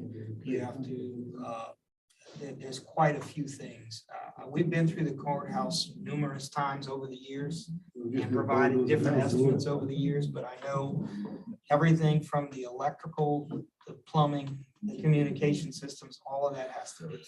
Let me ask Get rid of it. Now, what they're Since gonna, we're talking So it'll courthouse, tear it down. what does the courthouse consist of? Does it consist of the side of the building where I'm working out of also, or is that the old jail is different, or just educate me in that aspect? Structurally, I'm not Probably all sure. the same. Because it looks like it's all connected Yeah, to it's me. all the same Structurally, they structure. are all connected. All the plumbing in it is connected to one. Mhm. It will be one building. Yes. It all has issues. The whole building has issues. You need action from us tonight? Or you just giving us an update? I need to submit this email back to GOSEP tomorrow. With the priorities. they will be looking at these different projects from different parishes and picking out the best to get this money. I Correct. think our courthouse would probably stand at the Well, top. let's talk about this. You know, Leroy talked about concerns about whether the application would meet the criteria. If the OEP office is a part of that and 911, that's two very vital outside agencies, aside for all the agencies already in there, that need to be up and operating in the event of storms and whatnot. So I think that The would other feed our problem- application. And the other problem with 911 that we've been made aware of is a lot of the Motorola equipment, the radio equipment that's actually in there is no longer being supported by Motorola. So when we have Bearcom, who's their authorized rep that comes out, a lot of times they have to get up on eBay to find these P sports to keep it up and running. That wouldn't come through this. That's a different matter. But I'm just saying, I mean, that's how ancient some of this stuff is. I'm gonna throw it out there. I What think- about, I know it's a historical building, but what about tearing it down, and Tear it starting down, from build a scratch new one. and get Yeah. something new rather than all of this Yeah. under the, you know? But you might, they might, Yeah. they might have some other funds about it. You never So the know. courthouse available is a for historic historic buildings too. It's a historic building. Just leave the So front, it's tear it gotta be back. historic forever, even if we can't afford to maintain it any But when longer. you say historic, But I think sometimes if they we- take this and get all the repair work done and fix it up, it'd be good for quite a few more years. But he's saying is the funds usually travel faster when you're trying to restore that which is Right, prehistoric. right. Let me, It being historic and all, I think we would stand. let me a throw good this chance of idea getting these out for funds. y'all, because the two 5 million priorities are competitive. There's no guarantee we get them. Why don't we look at using the 4.4 that we know we're getting from HIDA as a starter fund for the building? Look for other sources to supplement that, to do everything we need to do, and go out for two hopefuls for the 5 million. And just rely on what we know we have coming for what we know we need. Now, whether we do the public works building at the first 5 and the second 5 being waterway cleanups, or waterway cleanup the first 5 and the public building the second 5. I mean, we I'm can talk fine about with those that. priorities. As long as the courthouse is first, I'm good. But We got that's what I'm saying. 4.4. I'd rather us fund the courthouse from what we know we have, 4 million. rather than hoping that we get a competitive grant. All right, so I'll make a motion with the first 5 for public works, the second 5 for waterway cleanup. We'll go ahead and make a motion to also, Courthouse number 1 with the 4. with the four. Well, yeah, but that one, so that one, we don't have to notify them Okay. about. All right. We don't have That's to just a notify them on the reallocation 2. of your Restore Act funds, correct? Yeah. I'm sorry, what was the motion for number 2? Public works first, and the next one would be the So- clean waterway. Right, so you have the language already for those, the one for the cleaning and. The waterway debris removal will be number 2? And cleaning, so it's maintenance, I think it was maintenance dredging and cleaning. Waterway debris removal, clearing and snagging of vegetation, maintenance debris, and restore flood rates throughout Assumption Parish, is what the language reads now. Right, so I think we're gonna have to get more specific to what project for that. I don't know how specific they need it now, if we Well, identify I certain mean, projects, but In the email, I think that will work, but once we get up and actually put it in the grants portal, we're gonna have to get a little bit more specific. right. I think Put a we, dollar amount assigned to it. You just need something right I now. think for all our parish water bottoms, I think we have that information from prior storm. I think we have that Well, information. if I remember right, and I was just coming on board, John had entered into a grant for that. And because we couldn't come up with the matching funds, he removed it. Right, but all the language is somewhere. With the language is somewhere in that aspect, and I think he was working closely with Joseph's office. and We going have a through it. lot of that data. We've already mapped out all of the parish canals. That was something that we put together with John when he made that submission. We got that, we got it. So We got it. All right, I got that. Mr. Como, second Mr. Diaz's motion. Okay, motion made by Michael, second by Jeff. Public Works, number one, waterway debris removal. Number two. Number two. And in the courthouse being on the, Courthouse will come out the full. The money in hand. so are there any other questions for me? Did I answer what was called upon me to brief on? Are we good? That's good. Okay, on the courthouse, we're gonna have to come up with a 10% match, so just keep that. 10% for 4.4. Yes, indeed. You want it We now? gonna find it. Yeah, okay. I'm gonna go pick All that right, tree in the back. all in favor? Aye. Opposed? Okay. So I'll work the email up tomorrow and I'll CC the jurors on if they want. That's not a problem. All right, next item is update on Gerald Street levy permit. Yes, I had reported to you all at the last meeting, this permit was, the application was submitted to DNR. We received back from them that it has been accepted as complete. So now that that's happened, it was forwarded over to the Army Corps of Engineers for their processing side, as well as for internal comments from DNR. Once those comments and all are finished, it should go to public notice. After that 30-day public notice is when we enter that 2-week time period where they send you a draft authorization with varying language and so forth. So we're hopeful to get that one back. As I was stating earlier, I think It's in the Corps hands now. it's in the Corps' hands. We're You expecting. can let me know when it comes out of course, hand. Yes, sir. Yes, sir. I would expect from this point, it's typically around 60 days. Because you have the 30-day notice plus the 30 days of internal comments. So somewhere in that range before you actually see a draft permit. That's it. Update on Lee Drive. Lee Drive is currently underway. They began patching of certain areas, as well as we are out assessing the existing culverts right now for their condition. Once we are able to make that assessment and physically mark the locations of any new culverts, then those culverts will be changed. Materials for those culverts and catch basins has been ordered. So project is underway. Update on ring levies. Ring levies is in the, it's actually in the same boat with the Gerald Street. We completed that application. We received an email back stating it was complete. So it's being distributed to the Corps of Engineers as well as the agencies of DNR. As soon as I have they should be sending me back a contact person with DNR who that permit will be assigned to. Once we have that, we'll be able to contact them pretty regularly and stay on top and try. You got too much issue with the coordinator for that. Shouldn't be because we're staying within that footprint of the state right of way. So there's not a whole lot of, in fact, really is not much in the way of any kind of clearing or so forth. So we're not anticipating any issues, but we'll follow it through. All right. Didn't you state earlier that the permit was completed and it was out for 30 days? No, the application was completed. Okay, motion to adjourn by Michael, second by Jeff, all in favor? Opposed? All right, at this time, we'll have the 550 public hearing report for the proposed amendment to chapter 15 miscellaneous crimes and offenses, section 15(5), control and abatement of excessive noise.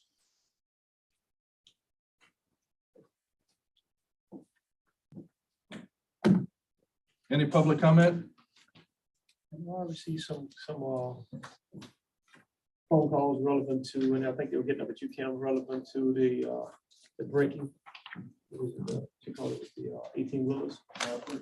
That's another item. Second call. Last call. Let the record reflect there was no further public comment other than Mr. Johnson's comment. Public hearing Now closed. All right, this time we'll start our regular meeting. Please stand for a prayer. God, who teaches us by sending the light of the Holy Spirit into our hearts, grant that by the light of that Spirit, right judgment may be ours, and that we may ever find joy in his guidance. Amen. Remain standing for the pledge. Pledge allegiance to the flag of the United States of America and to the republic for which it stands, one nation under God, indivisible, with liberty and justice for all. This time we have public comment period for any item on the agenda. Now, just like an update on the Michelle, Winston Michelle pump that the platform killed in several months ago and lost 2 pumps in there and it's still down. And I'd just like an update to see what's the status on and when it's gonna be rebuilt. So what we're waiting on is to get the permit for the ring levies. Instead of spending the money on the existing platform now, is to move everything across the road. So That's what I was afraid of, so. We're talking about permits and Corps of Engineers and everything else, and what kind of time frame we're looking at before we? 60 days. Now I'm talking about the actual construction and in for bidding and everything else. So you're still looking at some A time year? now. Yeah. Looking at some time. I think we need to look at that more, because there's only one pump out there right now that's existing, and if it goes out, they have nothing. There's 2 pumps. Mhm. No, the electric's working and the gas working. With the electric went back. Yes, the electric pump's back functional. Great. That's why we've been keeping up. Okay. And previously, when they stated that we had an issue, it wasn't an energy issue. The flow was just raised and the water level was coming up higher. I actually went out there and troubleshot it and dropped the flow. That's why it looks so low now, because the mud showed. So we really, in reality, didn't have a problem with the electric. But I'm glad to hear that the second pump. Yes, sir. Thank you. Any other public comment? Let's call. Item number 4, Drainage Committee report. Yes, sir. The Drainage Committee meeting was held this afternoon. We approved to reappoint Mr. Sylvester Maya to the Kephart Settlement Drainage District.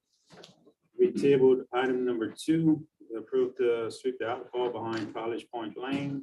We approved the culvert replacement at 206 Bruley Road. We approved the cover at Willow and Maple Street. We approved the culvert replacement at Highway 401. Present this all in form of a motion. Motion by Mr. Ponville. Second. Second by Mr. Alcorn. All in favor? Aye. Opposed? Motion carried. Finance Committee report. The Finance Committee met at 5:04 today. All members were present. We approved to pay bills submitted through March 15th of 2023. We approved an amendment to the Ag Complex contract to include a 50% off restriction clause for the main building rental. We approved to remove 2 allocations in the American Recovery Act that are covered by another allocation in that act. Item 4, we discussed the status of the repairs due to Hurricane Ida. We were given a report that all repairs, but the community, the Ag Center and the courthouse will be complete, it will endeavor to complete by the end of May. We approved the contract agreement with Arco Power for the emergency backup generators. We approved the maintenance contract with Arco Power for the sewer plant generators. We tabled item 7. No action on item 8.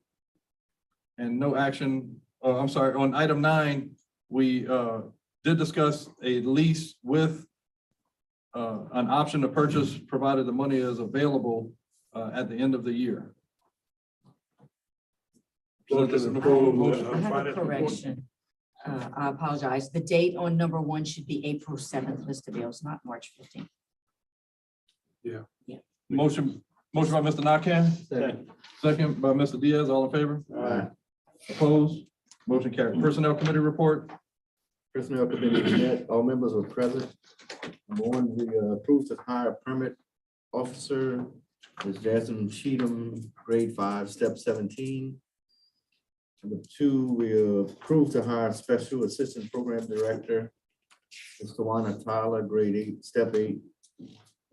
We approved to pay the employees for 2 day CDL license upgrade training.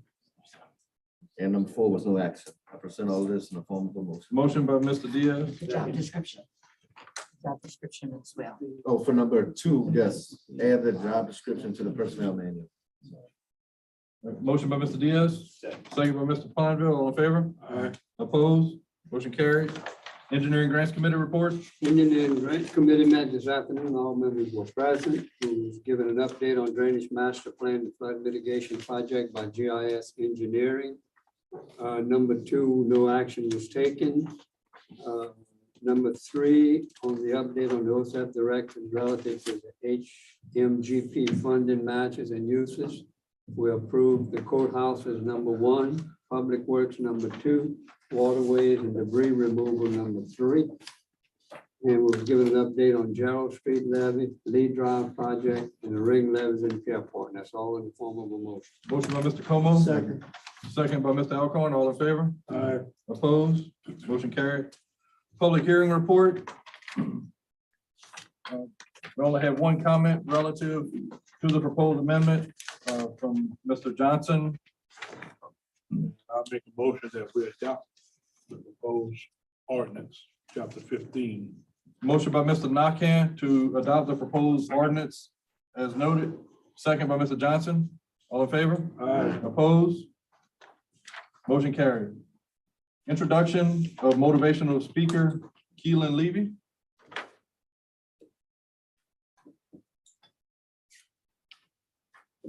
Good evening, how y'all doing? My name is Kalen Levy. First and foremost, I want to thank you all for having me. Thank you to Mr. Alcorn for speaking with me and, kind of plugging me in. So I'm from Vacherie, Louisiana. I am a hip hop artist, a motivational speaker. I've done a lot of work with the St. James Parish Sheriff's Office. I do motivational speaking for the DARE program. I'm an actor, and I've dedicated my life to giving back to our youth. I've dedicated my life to using my gifts and my talents, which is hip hop music, positive hip hop music, acting and speaking to give back to our youth. Currently, I serve as a drama teacher at 6th Ward Elementary in Vacherie, Louisiana. And the reason I'm here is because I spent a lot of time moving around, traveling, using my gifts.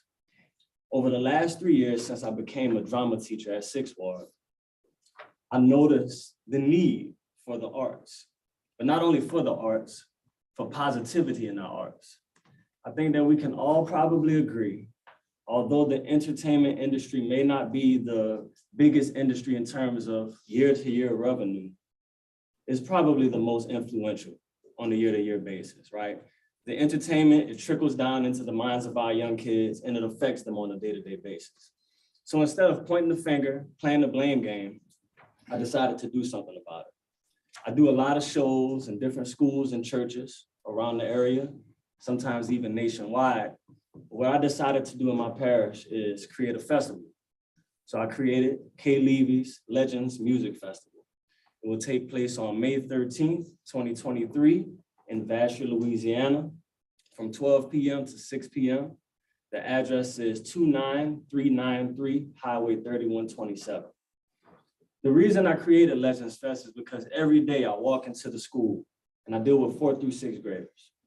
And I see how the entertainment industry trickles into the minds of our kids and how we have such a large need for positive entertainment. Just recently, I was here in Assumption Parish. I spoke at Belrose Middle School for their Black History program. And it was so interesting because when those kids heard me speak and they heard me rap, a lot of those kids told me that it was the first time they ever heard a rap song without cursing. It was the first time they ever heard of an entertainer who didn't resort to vulgarity, didn't resort to crime, didn't resort to violence. And it was such a refreshing moment for me because although I'm in the schools Monday through Friday, when I travel and I go to these other schools with kids who I don't have an everyday connection with, it's always interesting to see how much, not me, but what I do is needed.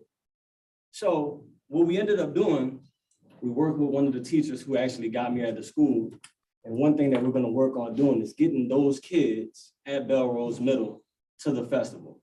So why am I here in front of you right now? You guys are my neighbors. I'm from right here in St. James Parish. Listen, it's not about who can do it the best. It's about saving our youth. I see the need on a day-to-day basis. When I was right there at Belrose Middle, I saw that these kids were missing hope when it comes to entertainment. And I want to open the doors to you guys. I mean, of course, I'm gonna be here. I want to meet with you all. I want to talk to you guys and see how we can collaborate. This is our first year doing it. It's an independently ran festival. It's being ran by myself and literally the two people you see in here right now, myself and my mom. We're figuring it out day by day.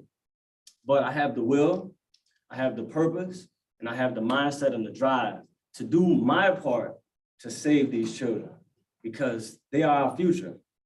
They are our now, and they deserve someone who cares. They deserve an opportunity. Y'all know Vacherie. We don't have nothing in Vacherie, right? So we're just trying to figure it out on a daily basis. I just wanted to come and make you guys aware of what's going on right down the street in Vacherie, Louisiana. And, hopefully we can collaborate. Hopefully we can meet and, maybe just talk a little bit more about what we can do here in Assumption Parish to get some of your citizens out to Vacherie. It's a free festival. We're gonna have a lot of good food. We're gonna have some fun. So thank y'all so much. If you guys have any questions, I'll be ready and willing to answer any questions that you guys have. You gotta give us a little rap. Oh, for sure. You gotta give us a little bit. Before you do that, what time is it on the 13th? So May 13th, 12 p.m. to 6 p.m. And the address is 29393 Highway 3127. Do you have any flyers? I do. I have some flyers. Yes, ma'am. But yeah, I got you on the rap, bro. I got you. You know, we're gonna have it. I got you. Look, I'm always locked and loaded. I'll just give them to you, but that's cute. All right, y'all ready? This is gonna be heavy, okay? You gotta give what people to see them. For sure. Oh, all right. For sure. Oh, yeah. So you gotta turn around? You gotta turn Yeah. around. You gotta turn All right, around. we're looking right at the Yeah, camera, yeah. but look, I'm gonna work the room, okay? So I'm gonna turn around. Yeah. All right, so this is a piece that I have. One thing that I teach my students, and I love the fact that I teach drama and I teach media because sometimes you have to go off script. And I teach my kids a lot about using your gifts and talents in each moment to create a better life for yourself and the people around you, all right? One meaning of your life is to discover your gift. And the meaning of your gift is to give it away. No longer counting on these people to give me a lift. Man, I'm prepared for tomorrow, but live for the day. There isn't a way you could tell me I ain't good enough. So many people try to tell me I ain't hood enough. I try to tell them I don't think it's understood enough. But it's whatever, because I've already withstood the trust issues, my personality official. So you won't have to worry about me being artificial. Stage name is my last name and my first initial. I do this for my people, swear my words are sacrificial. Look, I'm chasing dreams and now things are happening quicker. In knowledge, I'm getting richer, painting the bigger picture. This world is filled with lies and deceit and they trying to trick you. And that's exactly why I'm living life throughout these scriptures. Look, the flame flickers as the pain sticker. And the situation gets strange when the rain triggers. Accept your flaws because they came with you. And if your teammate ain't passing the ball, then he don't need to be up in the game with you. So many lane switchers trying to frame pictures before the creation's finished. Then it becomes diminished. Look, we all sinners, but we all winners. All races, all religions, and all genders. The last thing that I want to see you become is a pretender. Because then in my opinion, you have already surrendered. Spending all of your time trying to figure out what's trending. The message that you send is that it's okay to blend in. And that's why I don't believe in the suspended beliefs. So many people in my life are dependent on me. So as I'm rising to the top, I'm extending beneath, evolving into the person I'm intending to be. Never was the one to be obsessed with myself. I used to be upset with myself, but now I have accepted myself, addressing myself, suggesting that I confess to myself, because I was stressing and depressing myself. I wasn't helping myself until I realized I'm a blessing myself. I figured out that I am blessed with my health, and I done put the games aside. It's time for me to find success in myself, pressing myself to get the best of myself. My presence is felt, the attitude and presence is self. And I'm hearing voices from heaven, they requested my help. It was a sigh of relief, you couldn't guess how I felt. I just got a calling from heaven itself, said I'm destined to be a legend. And well, I am prepared to be everything they declared in me, giving you all the K-Leave. Yeah, that's right, I'm sharing me. They care for me, in a sense, it's seeming like they're scared of me. Feeling like I'm everything some other rapper scared to be. Apparently the air I breathe is rarity. I'm just trying to let it all be shown with greater clarity. And you can clearly see physical wear and tear in me, but look me in my eyes, I guarantee you see the glare in me. They daring me to challenge all the regularities and comparing my charities to find some similarities. Chasing my dreams by any means, so yeah, I'm back at it. You want something to take a crack at it. Beats being the crack at it. Got me feeling like I'm a rap addict. This is why I'm here. I don't have no time for fear. And you could probably catch me chilling at the peak. Mission legendary, never scary, killing all the week. When I speak, y'all.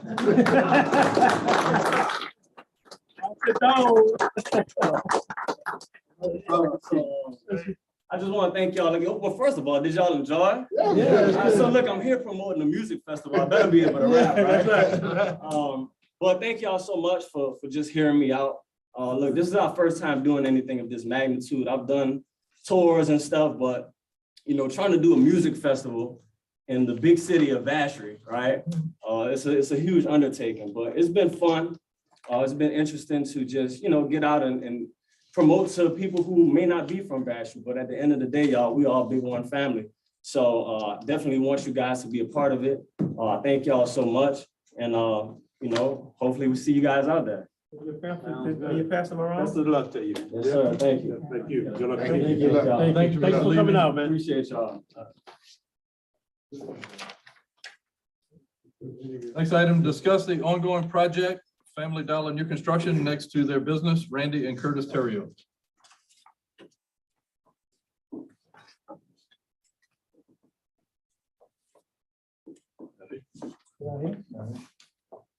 Where's that?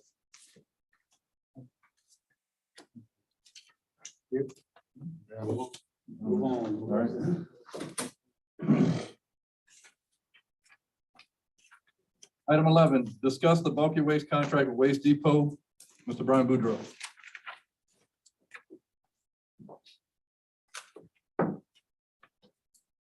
Hey, Brian, how you doing?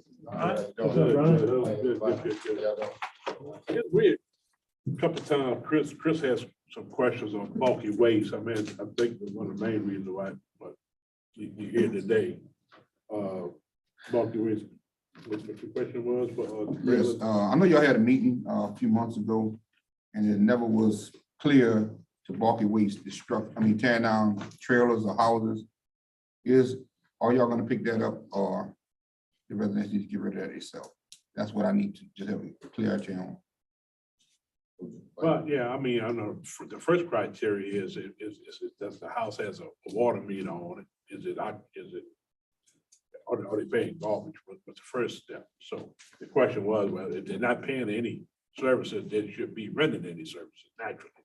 Correct. But the other question was, well, suppose they moving one in, moving one out, and the water service stays there.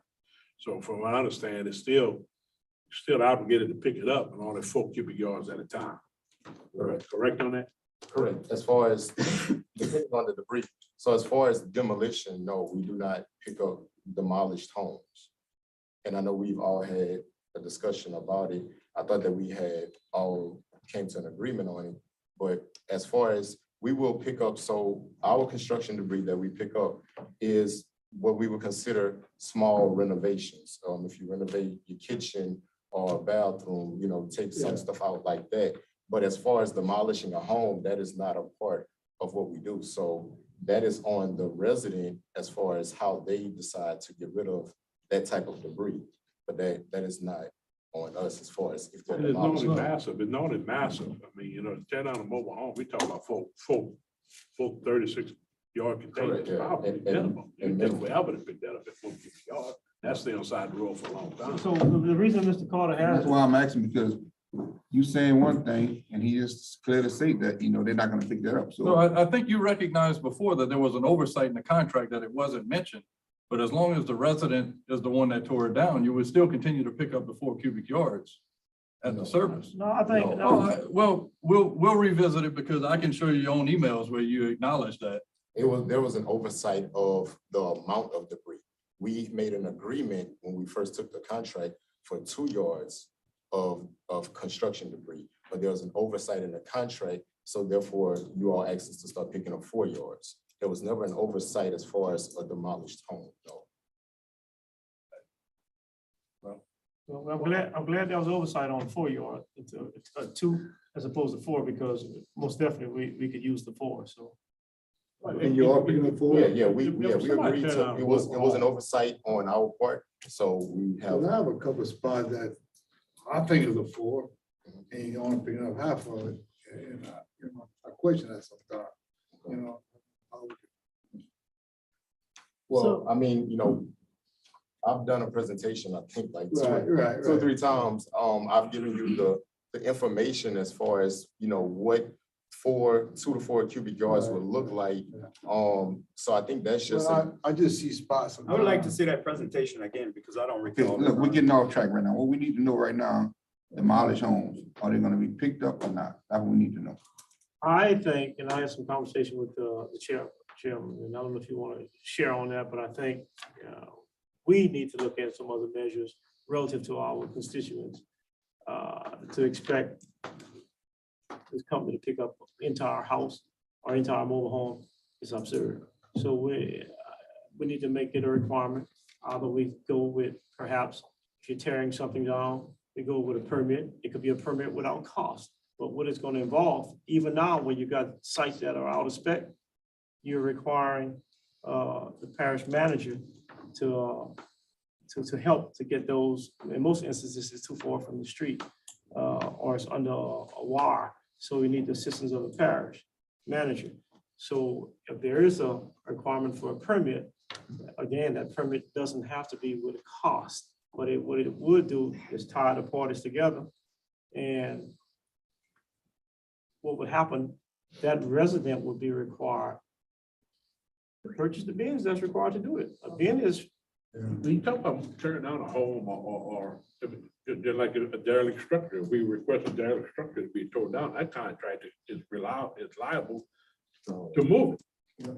Now, we say, well, it's okay for them to pick it up, well, man, that it just can't happen. It can't happen. Look, And the mobile home saying, I know you don't want clarification. I'm fine with that. I just want For me is whatever no, the y'all decision do is, not pick up. whatever the mobile decision homes. is, we need to educate the public and let them know, so we don't keep getting these trailers and houses put to the side of the road and they staying there forever. I'm fine either way, but we just need to educate the public and let them know that it's not gonna be picked up. So, Mr. Boudreaux, at the meeting that we had here last year, you had mentioned that if there was a pile that was out of spec, you would want the solid waste committee to hear it. And if the solid waste committee said that you had to pick it up, then you would pick it up. You recall that? that was, normal out of spec piles.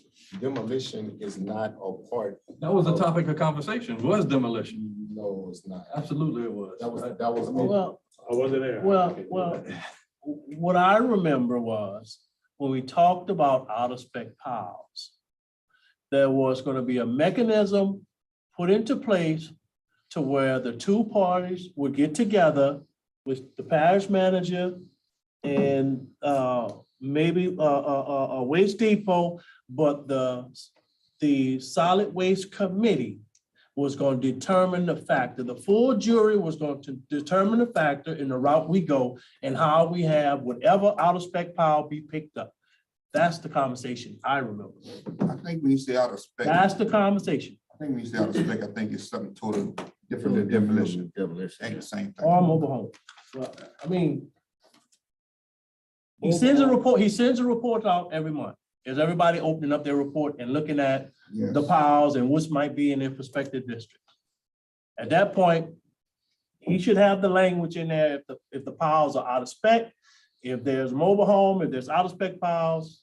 I think you should take pictures, have a separate document sent in an email, and therefore it comes to the solid waste committee. We put it on the agenda and we decide the measures we're going to take to get it picked up. And if there's a cost involved and it's out of the spec of the contract, then we have to deal with it. Correct. Yeah, so we send it out every month. This is a copy of what that looks like in the email. At the top of it, you have what we consider as the out of spec piles. You've never seen a demolished trailer or a home on that list of out of spec piles because that's just not what we pick up. But anything else that we consider out of spec will go at the top. There's always a space between it.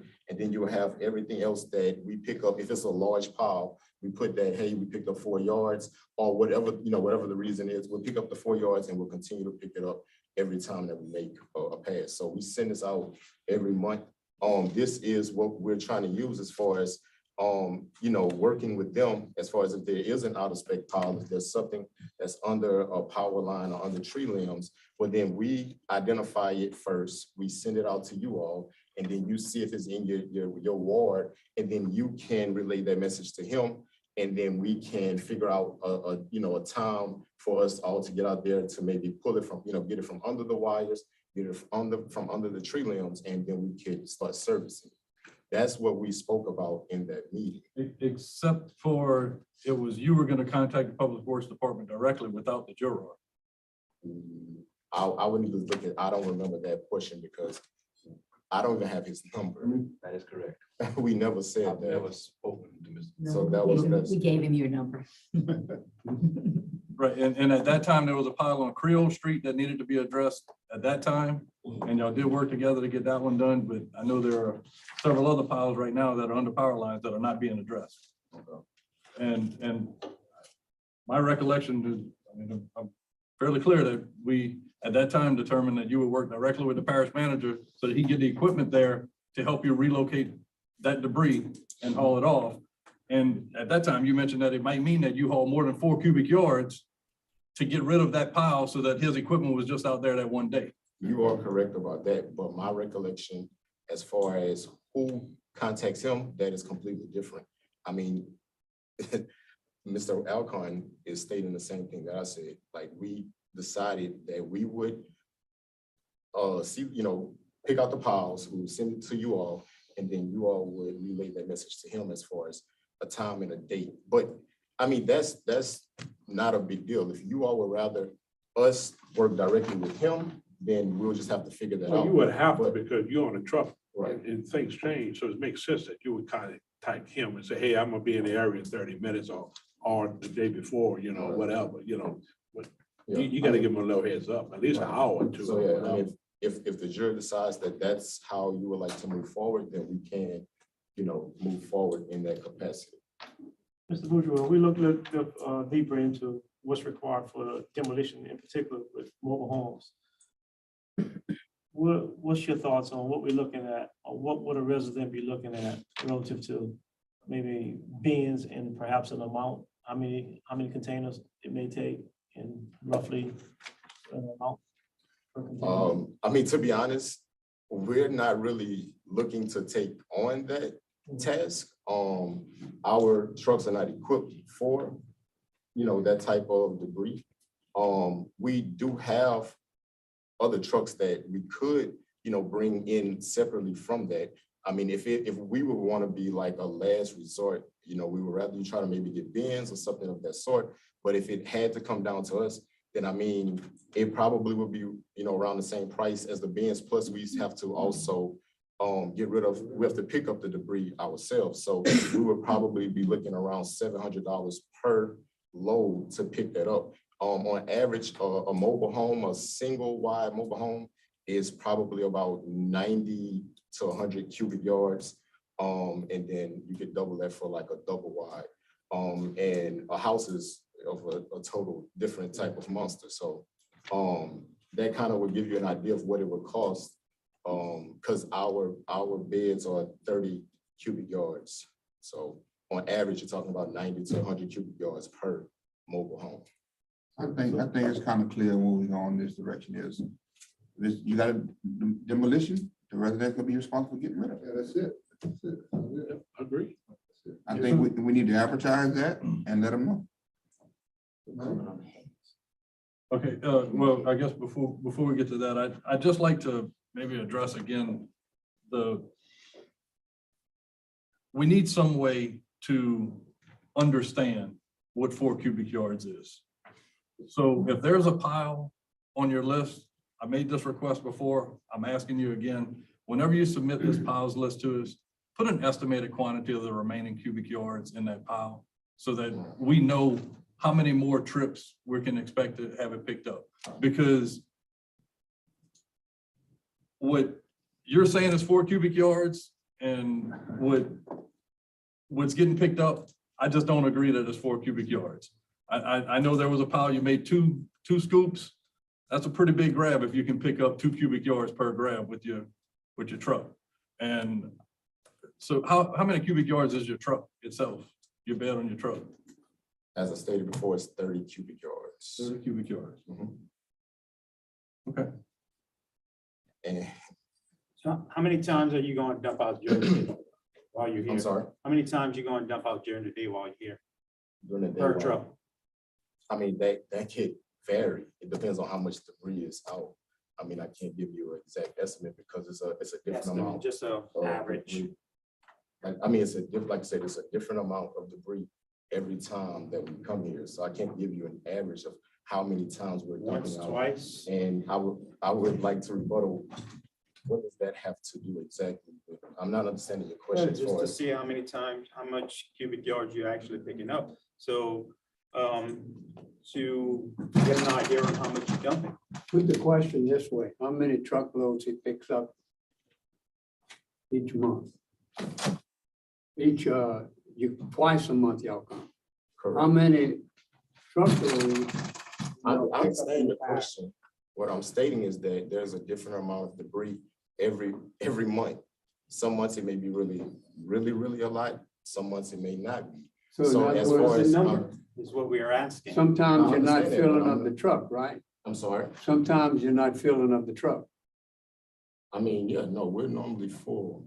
So Brian, what we're asking is per month, I understand what you're asking. how many loads are you dumping a month? I couldn't give you. You can't give us that answer. No.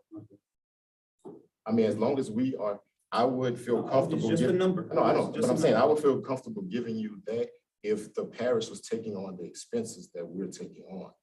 But we take on the expenses, so therefore I don't. So you can't give us that number to tell us how much you're dumping per Like I month. said, I would feel comfortable giving that number to the parish if the parish considered taking on the expenses that we take on. Right now, the expenses are on us.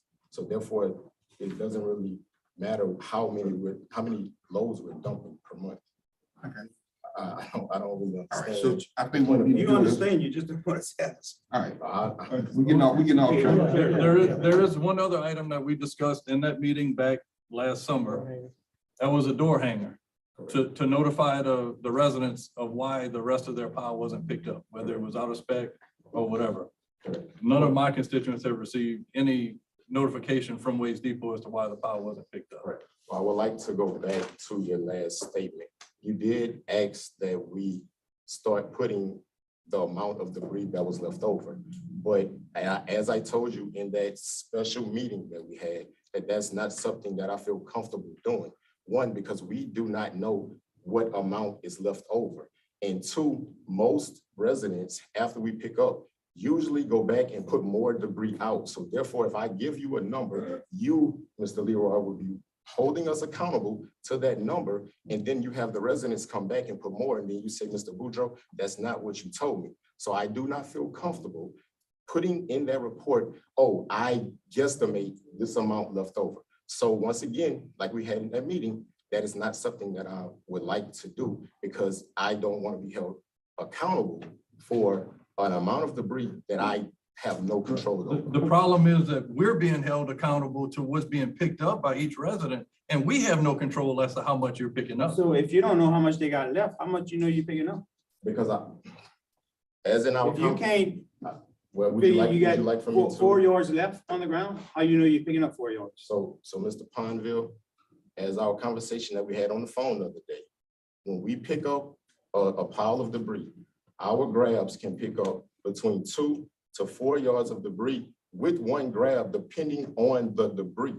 So I can't, when we pick it up, if it is tree limbs, there's always gonna be a minimum of at least 2 grabs in any situation. If you would like to know what a cubic yard of debris is, it is equivalent to a dryer. That is what 1 cubic yard looks like. So if you take tree branches and you put them on the ground and they look like the size of a dryer, when you put the machine on it, it's going to squish it. So therefore, you're able to pick way more than 1 cubic yard with the bucket. But that is not the same for an actual dryer. So it's different in every situation. So I would think that because we've been doing business together, you would entrust in us that we are doing our job and we're picking up the amount of debris that we say that we're picking up. But yet it seems as if there's no trust in that we are being questioned about how much debris we're picking up every meeting. I think where we are, and Mr. Carter said it best, he simply was looking for, and the burden lies on us, or the problem lies on us, because we have not come up with a solution to it. And I know, Mr. President, you're saying, obviously we need help from them with that, and we get direction from him, directives from him pertaining to it. Where we go next with the demolition is what Mr. Carter is saying, because he has constituents presently that has mobile homes, and we haven't come up with an answer to that as of yet. I would further wish to add, on a positive note, in the past, and with the past provider, each meeting I had from 22 to 29 PALs. I can show you the emails, and they were not being picked up. Right now, my district is void of having any PALs that are left, other than one on Highway 1, well, a couple on Highway 1 that are out of spec. Why is it out of spec? It's a mobile home. It's been sitting vacant for maybe 10 years, and they elected to put it to the street. That person that did so lived out of town for many years and has come back and started cleaning up the property. He is responsible for removing that. Another one was some tree branches that are pretty much excessive. Again, everything else is picked up each and every month. So on a positive note, I thank y'all for that. Now, I'd like to also say, since they took over, it's a totally different. I don't get phone calls about powers not being picked up. Everything's being picked up like it's supposed to. The only problem I have is demolitions. And that's just because we don't know if this will pick it up or not. So now that we get a clarification on that, I have no issues. I mean, my piles are being picked up. If it takes 2 or 3 trips, the residents know they're only picking up so much at a time. I have no issue with the piles being picked up. How about pallets? I got a business in Bell River. They got a garbage can, you pay the water bill, everything, and you put a couple of pallets next to this garbage can, and I told me I wasn't picking that up. Garbage truck, not gonna pick up. We do pick up pallets, especially if they're paying for the service. I would have to speak with the driver in regards to that, but pallets. He put them aside and the driver, so he wasn't picking it up. So Yeah, just send me the address and I'll get it picked up. And as far as Mr. Leroy, as far as the hangers, after that last meeting, we did decide that we were going to implement hangers to help educate the community and so that we could keep track of the piles and everything. We did start that, we did implement it originally. I think that was back in July, June or July, correct. July. We implemented it, we started using it, but as y'all know, we are a small company. It's my brother and myself, the owners. I was in a really bad accident in September. So I was in the hospital, I was laid up for about 4 months. So, you know, things kind of got laxed and the drivers kind of stopped putting those tags out. But now that I am back, we are back implementing that. That started back somewhat last week and is going back into full effect this upcoming week when we are back out here. So those hangers will be re-implemented and moving forward, they will be put out on piles that are out of spec or that have had 4 yards picked up. We'll put it either on the door or in their mailbox. if you pick up 5 to 6 yards, we appreciate it. I mean, yeah, we honestly, we do pick up a lot more than 4 yards. You know, we try to satisfy everyone. That doesn't always happen, but you know, we try to go above and beyond. We appreciate working with y'all. We appreciate the business. You know, we just have to work together. I mean, it's not going to be perfect. There's always human error, just like you just stated with the mat. I mean, the boxes. But I mean, we are trying to work with you all. And as long as we can work together, we can. I just find some It's time getting to- better, Mr. Monroe. The hardest part was educating the public. And we still, and a lot of them still don't know. That would be my next question. But we do it, we do it on our Facebook page every first of the month, we put it out there. And we just try to spread as much as we can. Are y'all putting out the sheet that I gave y'all last year with the do's and the don'ts, and as far as what to put out, how much to put out and where to put it? Are y'all, how are y'all educating them? Looked like it was a door hanger, the original, Spec sheet. Yes, okay. The spec sheet. I the think. spec sheet, yeah. So if y'all remember one of the meetings, I gave all of you, it was the do's and don'ts as far as what we do and what we don't, what we pick up, what we don't pick up. That would help educate the community a lot, and it would help stop a lot of these, out of spec piles and phone calls. That's it? That's Justin, is that it? Yeah, Justin, get that list. If you got something else, you can send it to me. Yeah. I'm not trying to get it from, but that's all I have. Okay, I'll email it again. Kim, you'll be That's able to. fine. Yeah, I can get it to him. Okay, and if y'all could put that out, that will stop a lot of the out of spec piles moving forward.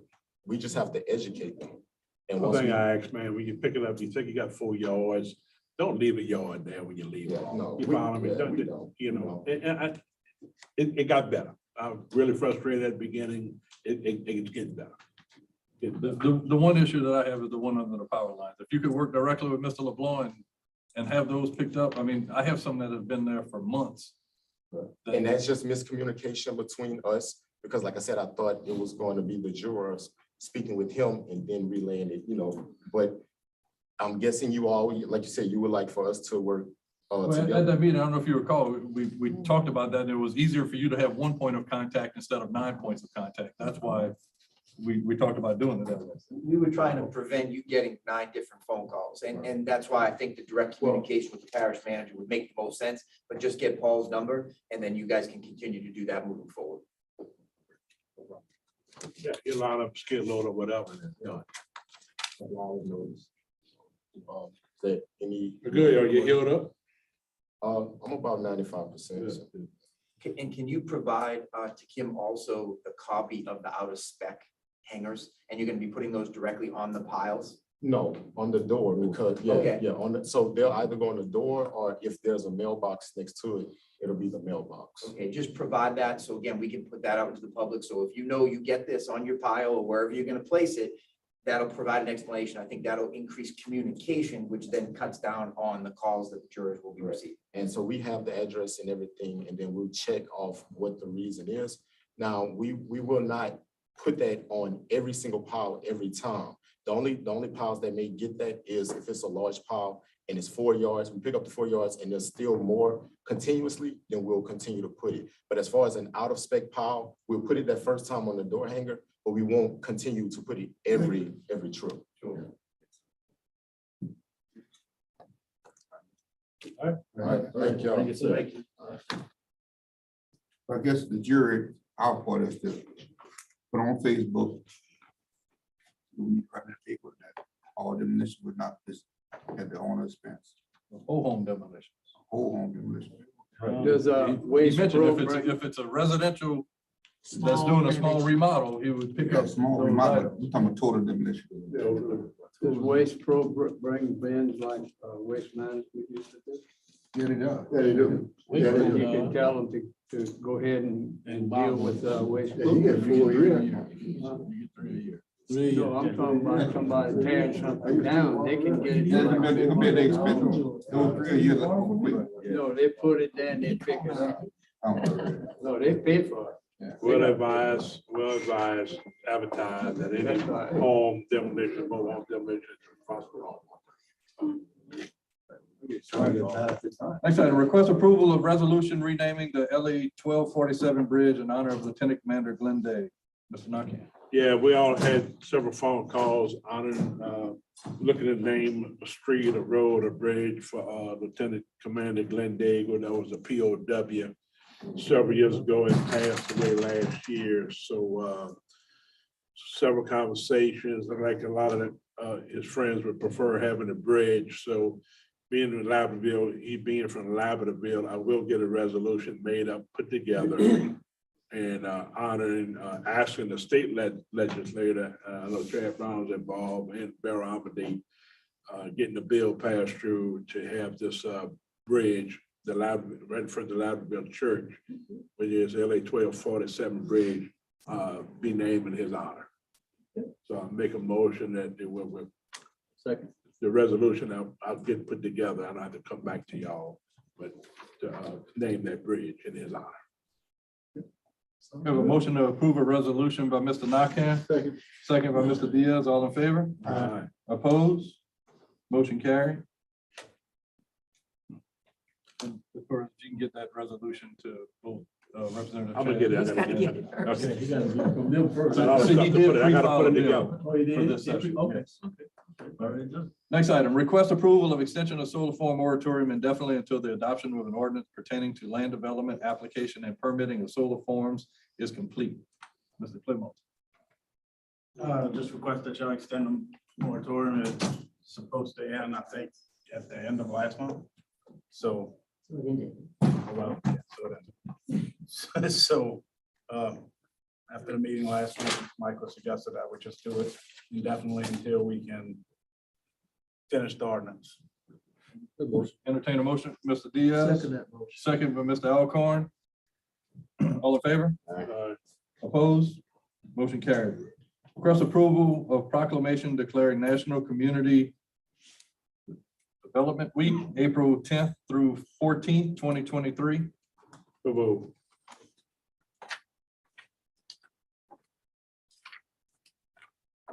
Let's go ahead and read the proclamation.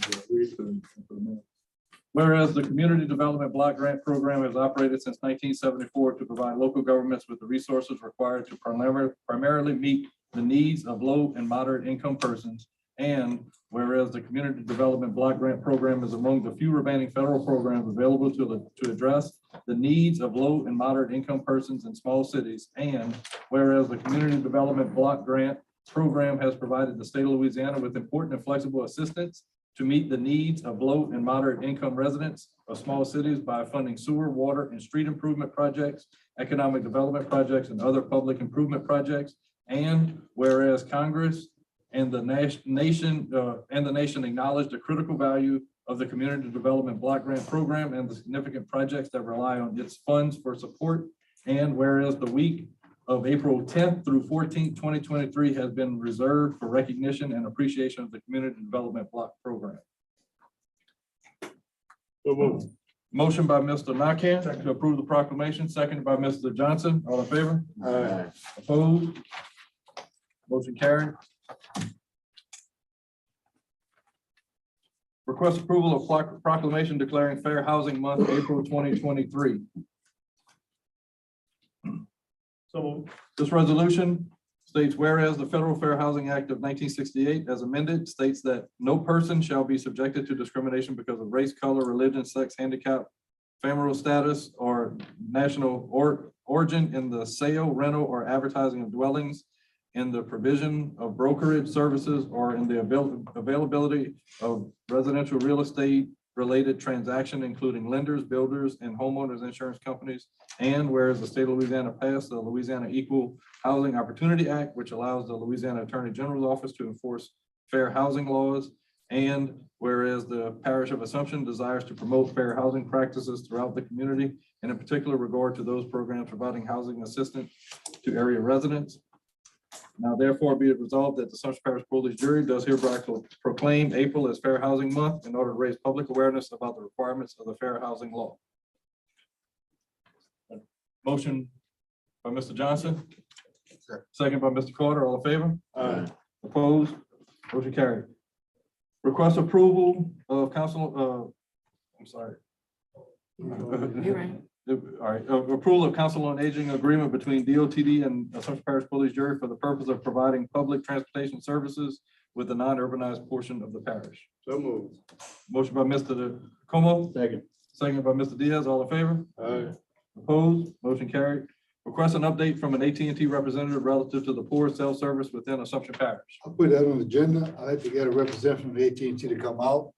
We just got poor service in our parish, throughout our parish. And to know what they, what's their plan. They said they won't come to a public meeting. It's against their policy, so they will not come and speak in a public forum. So where they can I have a phone? No, I can call. You didn't see all that email thread? Yeah, you didn't read the email that was going back and forth with Leroy? No. Oh, that's why, that's why. Check your email. Check your email. He wanted to reach out to you directly. He just needs you to give him a call. I called him tomorrow. Should have been Sorry, called. I was- If you'd have read the email. I was working, bro. I just got to read the But email. just to update you, the contact that Mr. Long provided to us is with FirstNet, on the FirstNet side of AT&T. I did send him a list of concern with probably a dozen addresses that were reported to me with difficult service areas. He was gonna pass that on to his commercial side. I have not heard any more regarding that, but I can pass on that Representative Chad Brown, he let me know today that he met with a Mr. Matt Adams with AT&T about lack of coverage and assumption, and that he did report to him to investigate and go test Belrose, Bruce St. Martin, and Pierport Belrose. I've been trying for 10 years, so good luck. Well, I think we've been writing letters for 20 years. Yeah, we'll go to letters to and everyone. for email, bro, you work all day long. You know. No action on that item. Request an update on the junk complaints at 4320 Highway 70 and 4413 Highway 70. Yeah. Mr. Stern. I had a complaint and asked me to follow up on it. 4413, I'm gonna send y'all some pictures out. This is the complaint about this junk in the property. I talked to Darryl Dagg yesterday, and he said he don't see that as, well, he cannot have this on his property. It's a generator that operates. If the store goes out, then he needs to run the store on that generator. It might not look as good, but that's what it is. All the stuff on his property, he don't think is there. He said, you don't see why he cannot have this on his property. That's at 4413. Then we go to court with these? No, yeah, but this is on different piece of property. He just moved some around. This is at the old Barrel grocery store next to it. Might not be junk, but it looks bad. The generator runs.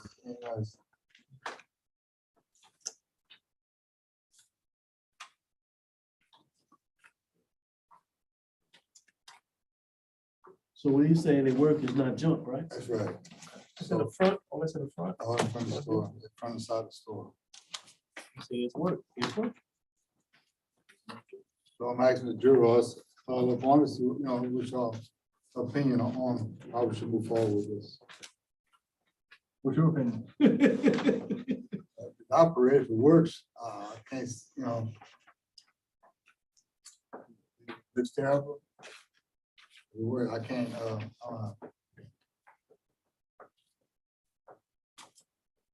I agree with you. If it's equipment that works.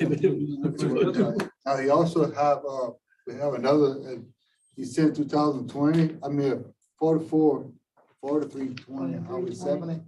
He sent a letter, we sent a letter to him for cleanup. They said that they do not own that property.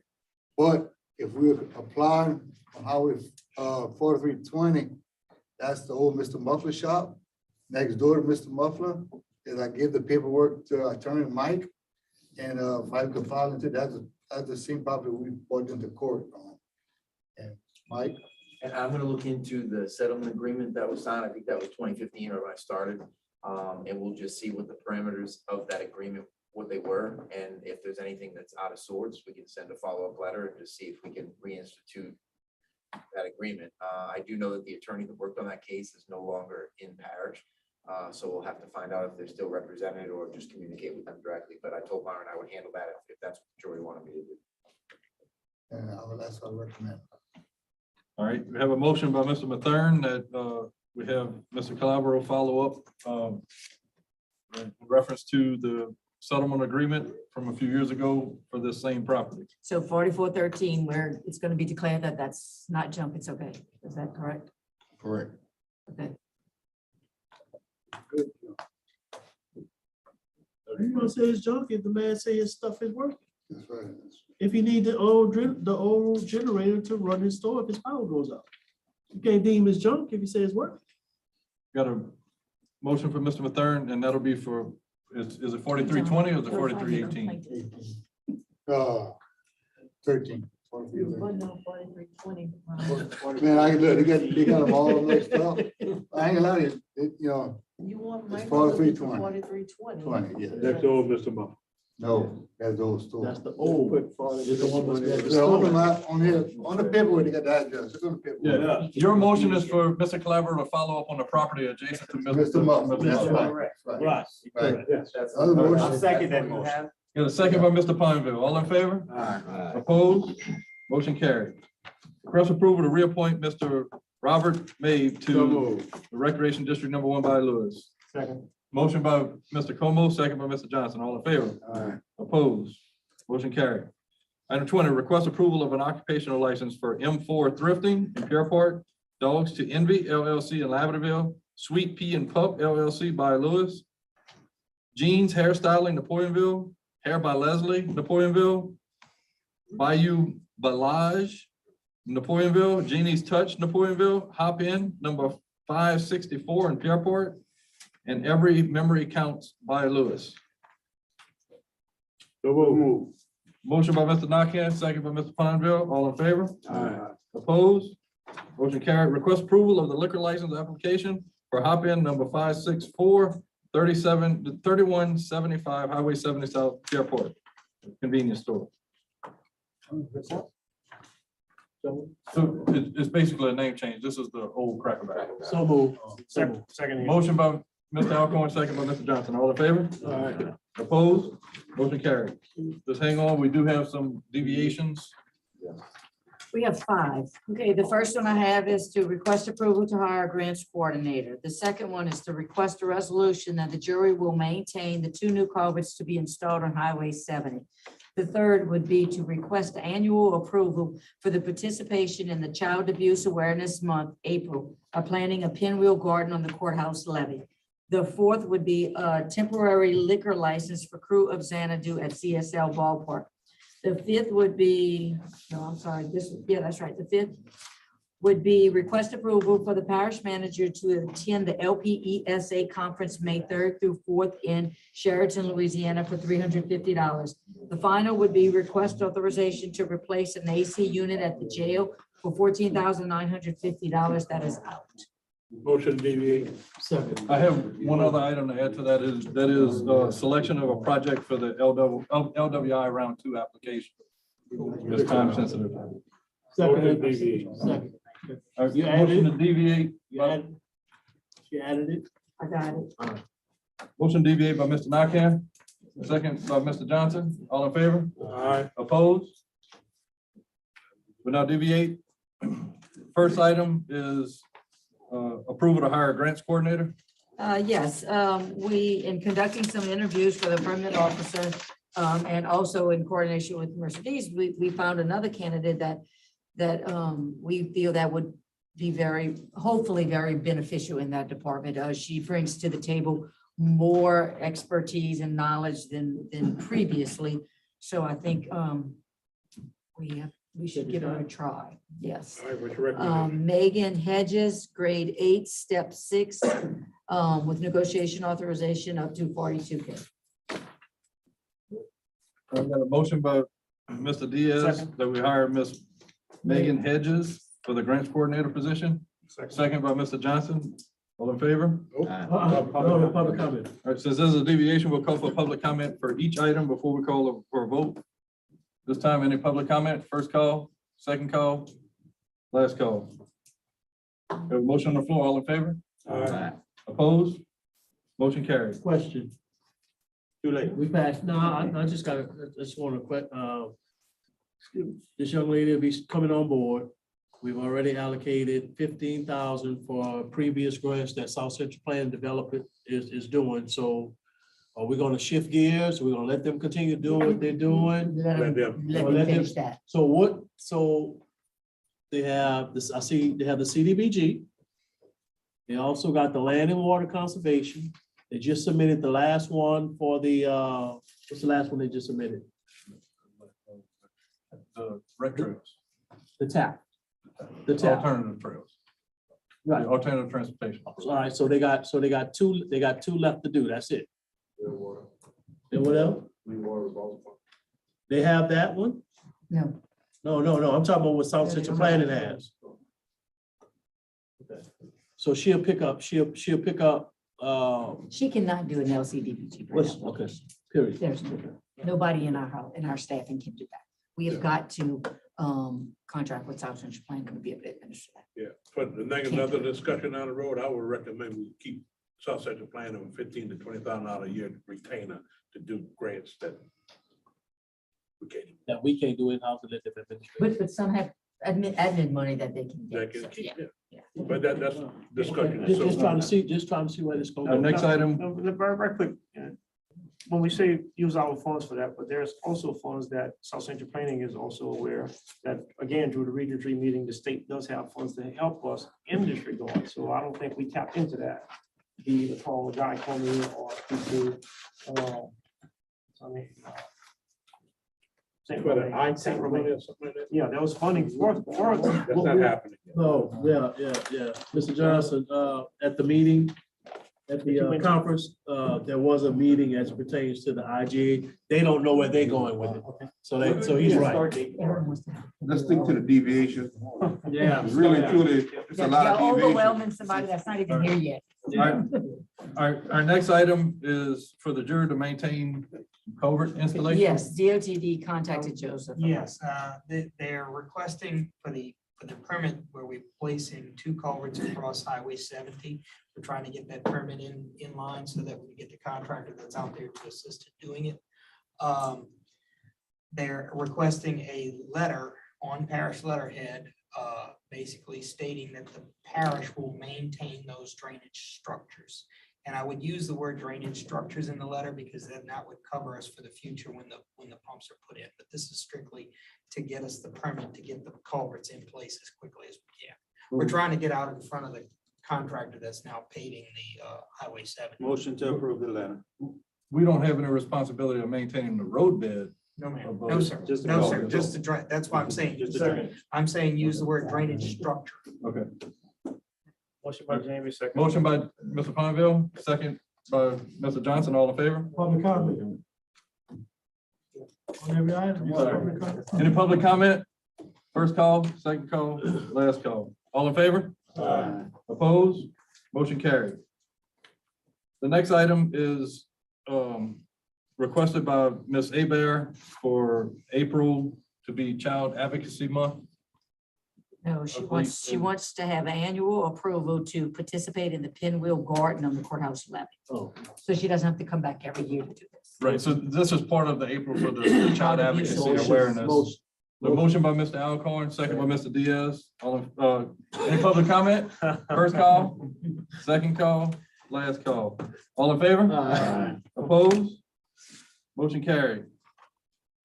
Next item is a temporary liquor license for Crew of Xanadu. Yes, April 21st, 2023 through April 22nd, 2023, a fundraiser at CSL Ballpark. Motion by Mr. Nakam, Seconded. second by Mr. Alcorn. Public comment, first call, second call, last call. All in favor? Opposed? Motion carried. Why is some of this under deviation? Timeline. Well, there's an explanation for every single one of them. That liquor license. The liquor Yeah, Mr. license, Donna was out for 2 weeks and I was unaware when I prepared the agenda that it was sitting on her desk. And their fundraiser will be before our next And meeting. exactly, so there's a reason. All right. The next is for the AC unit. No, the next one is Paul's travel, which was again my error in preparing the agenda. I didn't read thoroughly through his list for his LPESA conference, May 3rd through 4th in Sheraton, Louisiana. What's LPESA? Engineers and Supervisors Association. Okay. All right. Motion to approve $300 by Mr. Nakam. Motion to approve $350 for the parish manager to attend the conference by Mr. Nakam, second. By Mr. Johnson. Any public comment? First call, second call, last call. All in favor? Opposed? Motion carried. Next item is to replace a AC unit. This one just broke. Yes, and just allow this week. Why didn't we call a special meeting? It took us 2 days to get us quote. Yeah. Do you have the? Yes, sir. Fix it. $14,950. That's a turnkey job to replace the unit on top. That's on top of, they can bring a crane and that's on top of the jail. Apex Air, Apex there. This is building fund. 1%. That's in the jail? So moved. All right. Motion by Mr. Alcorn, second by Mr. Diaz. Public comment? First call, second call, last call. All in favor? Opposed? Motion carried.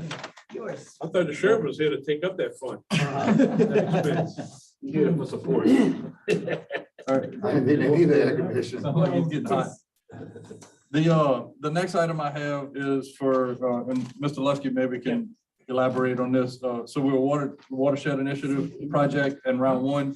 This is round two. It requires us to apply for low to mod income area. Currently, we have two capital outlay projects. One for, I think it was Bruley St. Martin outfall dredging, and the other was Bayou St. Vincent outfall dredging. Yes. No, it was the actual canals or the actual bodies. The Lake Verret outfalls are all channels at the mouth of the Lake Verret area. Right, so this would request us to see what projects we want to include as time sensitive for the application. Due May 1. This last LWI, it was 7, 8 regions, 9 regions. Each of them had an allocated fund to compete against those region projects. Now it's the whole state, 500K to 15 million. And they still got 100 million allocated for the whole state. Again, the project range is from 500 to 15 million. And it's going to be geared towards low to moderate income, distressed and disabled communities. So it has to benefit those three primarily. The map shows the whole parish of Assumption inside those three. So the disadvantage. No, so low to moderate income is not. LMI, it wasn't the whole entire map. No, but it was disadvantage was the entire parish, but We have a distressed map, what was made by DOTD, I believe. right, And but then the only area that was all three would have been all of West.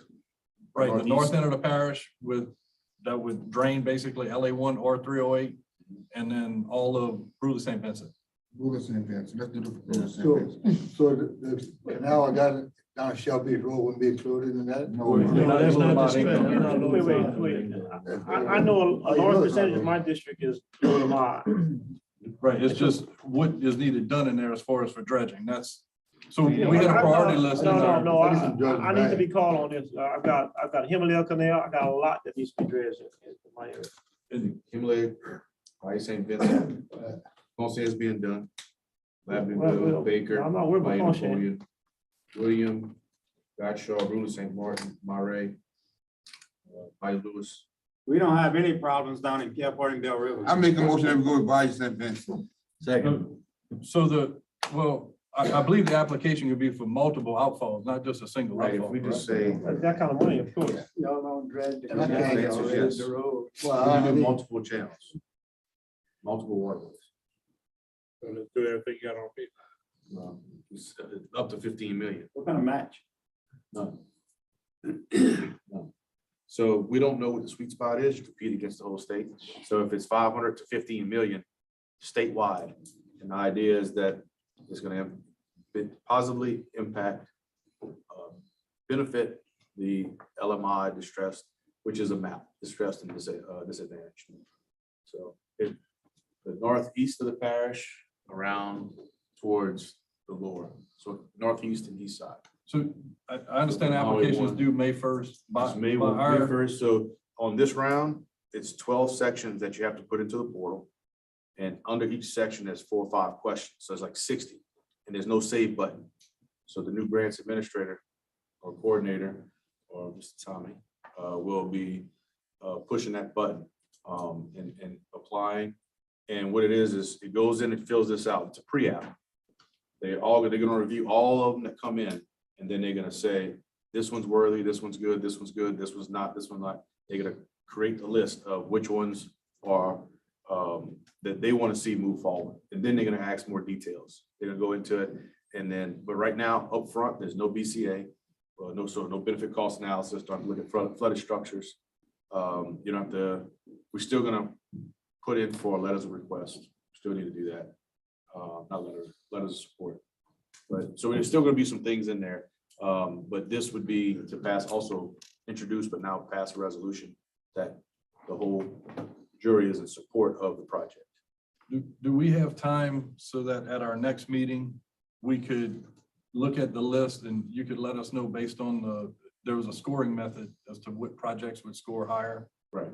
And you can maybe present that to us, and then at that time, we can cut down Yes. from the total list to whatever score is higher, so we can increase our chances of getting Yes. with the 15 million cap.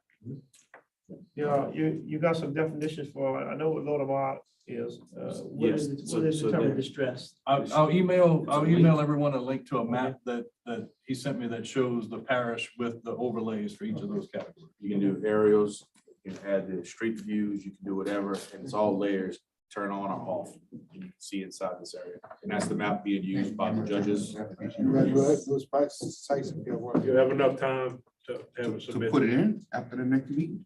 Yeah, that's the way one, but if we can get, we'll do some coordination efforts. Tom, and we'll get that all put together. Help on your question. She's not gonna know how to do No. If after the next meeting, we got 2 more days in the month. Working days, that's it. it. 26. It's the next meeting. Do May 1. So we gotta pick our poison now.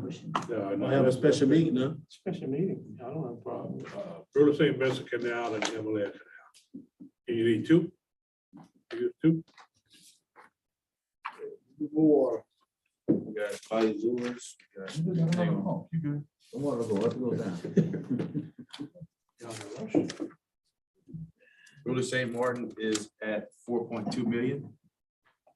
Ruler St. Martin, 4.2 million. And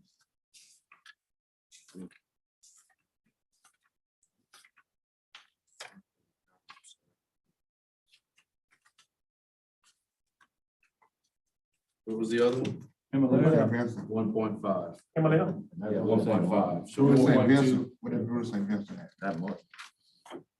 Did I just say that? You say Martin, I think it was Vincent. It's all categorized.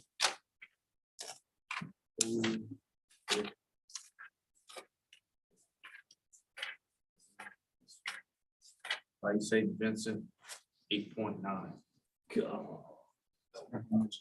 So is that?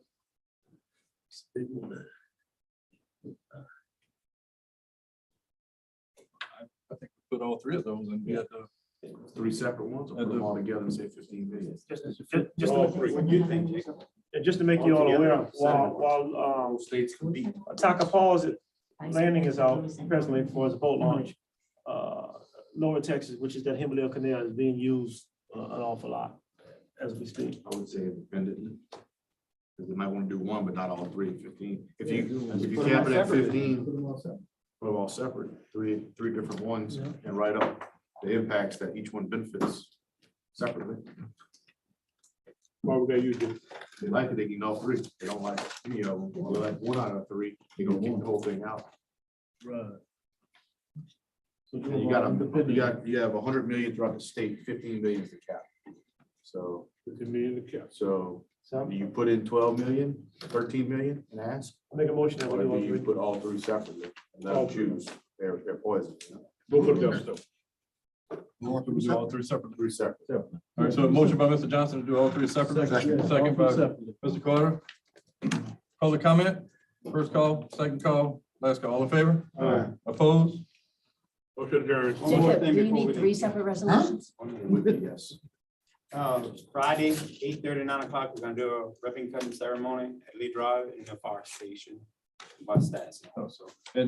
And also on Saturday, Mr. Cliff Crochet let me know that at 7 a.m. they're gonna start the fingerling handout at Veterans Park and Fair Park. You wanted to invite all the Joe Roars to attend if you'd like to go. 7 o'clock Saturday. 7 o'clock Friday, 7 o'clock Saturday morning.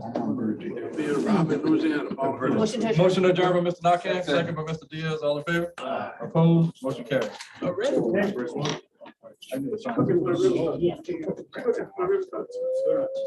You better have some running. This lady is gonna. You better have some hot biscuits. For our UBS. Your sign. I'm sure that I have. Where's the pictures, girl? Where's my other picture? She's gonna call you. tomorrow for- make sure she- My cousin? Okay. Where's the picture back? Okay. I'll-